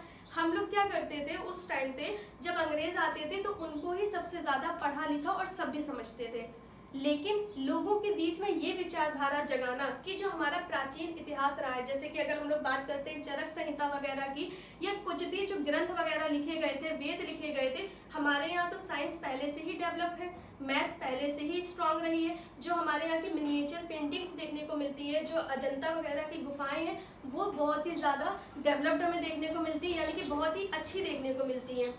तो लोगों के बीच में ये जो सोच थी, जो हीन भावना जिसको कहते हैं, इसको दूर करने के लिए ज़रूरी ये था कि उनको ये अहमियत दिलाना कि जो हमारी प्राचीन सभ्यता है, जो हमारी हिस्ट्री है, वो बहुत ही ज़्यादा स्ट्रांग है। तो यहाँ पे हम लोग उसी के बारे में बात कर रहे हैं कि राष्ट्रवाद यानी कि नेशनलिज्म, राष्ट्रवाद से जोड़ना, एक ये भी फीलिंग जगाना थी लोगों के मन में कि जो हमारा इतिहास है, यानी कि दोबारा हिस्ट्री की तरफ लेके जाना कि हमारा जो हिस्ट्री है, हमारी जो इतिहास है, वो बहुत स्ट्रांग है। हम लोग पहले से ही स्ट्रांग है, इनके बनाने से हम लोग स्ट्रांग नहीं बनेंगे या हम लोग कल्चर्ड नहीं बनेंगे। The nationalist writers urge the readers to take pride in India's great achievements in the past. अब जो नेशनलिस्ट राइटर्स थे, यानी कि जो देश को आगे बढ़ाने के लिए देश की सेवा में लगे हुए थे, वो अब कैसा लिखने लगे थे? इतिहास के बारे में लिखने लगे थे। जो हमारे अचीवमेंट्स थे, जो हमारी उपलब्धियां थी, उनके बारे में लिखने लगे ताकि लोग पढ़ें और उसको जानें। इन द पास्ट यानी कि पास्ट की इतिहास के बारे में, भूतकाल के बारे में। And struggle to change the miserable condition of the life under British rule, और उनको ये एहसास दिलाने के लिए भी लिख रहे थे ताकि वो लोग इस स्थिति को समझें कि अभी जो हम लोग लाइफ स्टाइल जी रहे हैं ये बहुत ही दयनीय है, यानी कि हम सिर्फ गुलाम हैं, हमारे खुद का कोई रोल नहीं है। ये स्थिति जगाने के लिए जो इंडियन राइटर्स थे वो क्या कर रहे थे? अब लिखना स्टार्ट कर रहे थे। अब क्या हुआ था? हर चीज का एक साइड इफेक्ट भी होता है, एक बेनिफिट भी होता है। अब क्या हो रहा था? क्योंकि इतिहास के बारे में बात कर रहे हैं, अपने इतिहास को ग्लोरीफाई कर रहे हैं। अब इस ग्लोरीफाई करने के पीछे क्या हम लोग देखते हैं कि जो हमारा इंडियन हिस्ट्री है उसमें क्या होता है कि रिलीजियस कॉन्टिनेंट हमें ज़्यादा देखने को मिलते हैं। जैसे कि अगर हम लोग बात करेंगे but unification of people involve some problems. अब क्या हो रहा था? जो लोगों को एक सूत्र में बांधने की बात की जा रही थी अकॉर्डिंग टू पास्ट, यानी कि हिस्ट्री के अकॉर्डिंग हम लोग कर रहे थे, तो वहाँ पे एक सूत्र में बांधने में एक प्रॉब्लम आ रही थी। क्या आ रही थी? When the past that was being glorified, जब हम लोग अपने इतिहास को ग्लोरीफाई कर रहे थे, was Hindu and the images celebrated were taken from Hindu iconography. हम लोग क्या देखते हैं? हिंदू इतिहास में देखने को मिलता है, भगवान की मूर्ति देखने को मिलेगी, पिक्चर्स देखने को मिलेगी। तो क्या हो रहा था यहाँ पे? जो हिंदू इमेजेस थी वो ज्यादा क्या पूरी तरीके से देखने को मिल रही थी। The people of other community, अब इसका साइड इफेक्ट क्या हो रहा था? हिंदू आइकोनोग्राफी वगैरह दिख रही थी, इसका कोई नुकसान नहीं है, लेकिन जो अदर कम्युनिटी के लोग थे उनको कैसा फील हो रहा था? उनको ये फील हो रहा था कि उनको छोड़ दिया जा रहा है। यानी कि अगर हम लोग प्राचीन सभ्यता को लेके चल रहे हैं तो यहाँ पे तो एक ही रिलीजन की बात की जा रही है, हमारी तो कोई बात ही नहीं की जा रही है। तो बहुत सी कम्युनिटी के लोग क्या कर रहे थे? उनको ये फील हो रहा था कि उनको अलग किया जा रहा है। अब देखिए, ये पूरा सेंस था, हमने पूरा चैप्टर पढ़ लिया। अब इसका कंक्लूजन क्या निकला है हम लोग ये भी देख लेते हैं। कंक्लूजन सिर्फ 3 सेंटेंस में हम लोग इसको पूरा करेंगे। देखिए, स्टार्टिंग क्या होती है? A growing anger against the colonial government brought together various groups. अब क्या हुआ था? क्योंकि ब्रिटिशर्स के खिलाफ जो गुस्सा था उसकी वजह से बहुत ज्यादा जो ग्रुप्स थे, बहुत सारे जो ग्रुप्स थे वो यूनाइट होते जा रहे थे, एक होते जा रहे थे, साथ साथ होते जा रहे थे। And classes of Indians into a common struggle for freedom in the first half of the 20th century, यानी कि 20वीं शताब्दी की शुरुआत में, यानी कि आधी शुरुआत में हम लोग क्या देखते हैं कि बहुत से ग्रुप और क्लासेस क्या हो रहे हैं? साथ साथ आ रहे हैं और स्ट्रगल कर रहे हैं। किसके लिए? फ्रीडम के लिए, ठीक है, यानी कि आज़ादी के लिए साथ साथ वो ग्रुप जुड़ रहे हैं और लड़ाई लड़ रहे हैं। जैसे कि हम लोगों ने क्या देखा था 1919 वगैरह में, 1920 जो नॉन कॉपरेशन वगैरह मूवमेंट था उसमें हम लोगों ने देखा था कि हिंदू मुस्लिम सब एक थे। However, different expectations of diverse groups pose a constant threat of unity. अब यहाँ पे हम लोग क्या देख रहे थे कि जो डिफरेंट डाइवर्स ग्रुप्स थे, क्योंकि अभी हमने क्या बात करी थी? हिस्ट्री, अगर यहाँ पे बात करी थी हिस्ट्री के बारे में बात करी तो इसमें बहुत ज्यादा ऐसे ग्रुप थे जिनको ये डर था कि उनको अलग किया जा रहा है। तो हमको ये भी देखने को मिलता है थ्रेट टू यूनिटी। फिर क्या था? Congress under the leadership of Mahatma Gandhi tried to channel people's suffering into organised and united movement for independence. अब यहाँ पे हम लोग महात्मा गांधी के बारे में बात कर रहे हैं। इस पूरे चैप्टर में हमने क्या देखा कि लोग आज़ादी के लिए लड़ रहे थे, अलग अलग ग्रुप से आए थे, एक हो रहे थे, आज़ादी के लिए लड़ रहे थे। उसके बाद में लोगों में बहुत ज़्यादा डर था, अलग अलग कम्युनिटी में बंट रहे थे। और साथ ही साथ फिर हमने क्या देखा कि जो महात्मा गांधी थे इस पूरे चैप्टर में उनका एक ही रोल था कि लोगों को यूनाइट करना है, एक सूत्र में बांधना है और आज़ादी की लड़ाई में सभी लोग साथ चल के आज़ादी की लड़ाई लड़े। ये गांधी जी का इस चैप्टर में पूरा रोल था। इसी के साथ ये चैप्टर आप लोगों का कंप्लीट हो गया है। नेक्स्ट वीडियो में एक नए चैप्टर के साथ मिलेंगे। आज के लिए इतना ही। Thank you.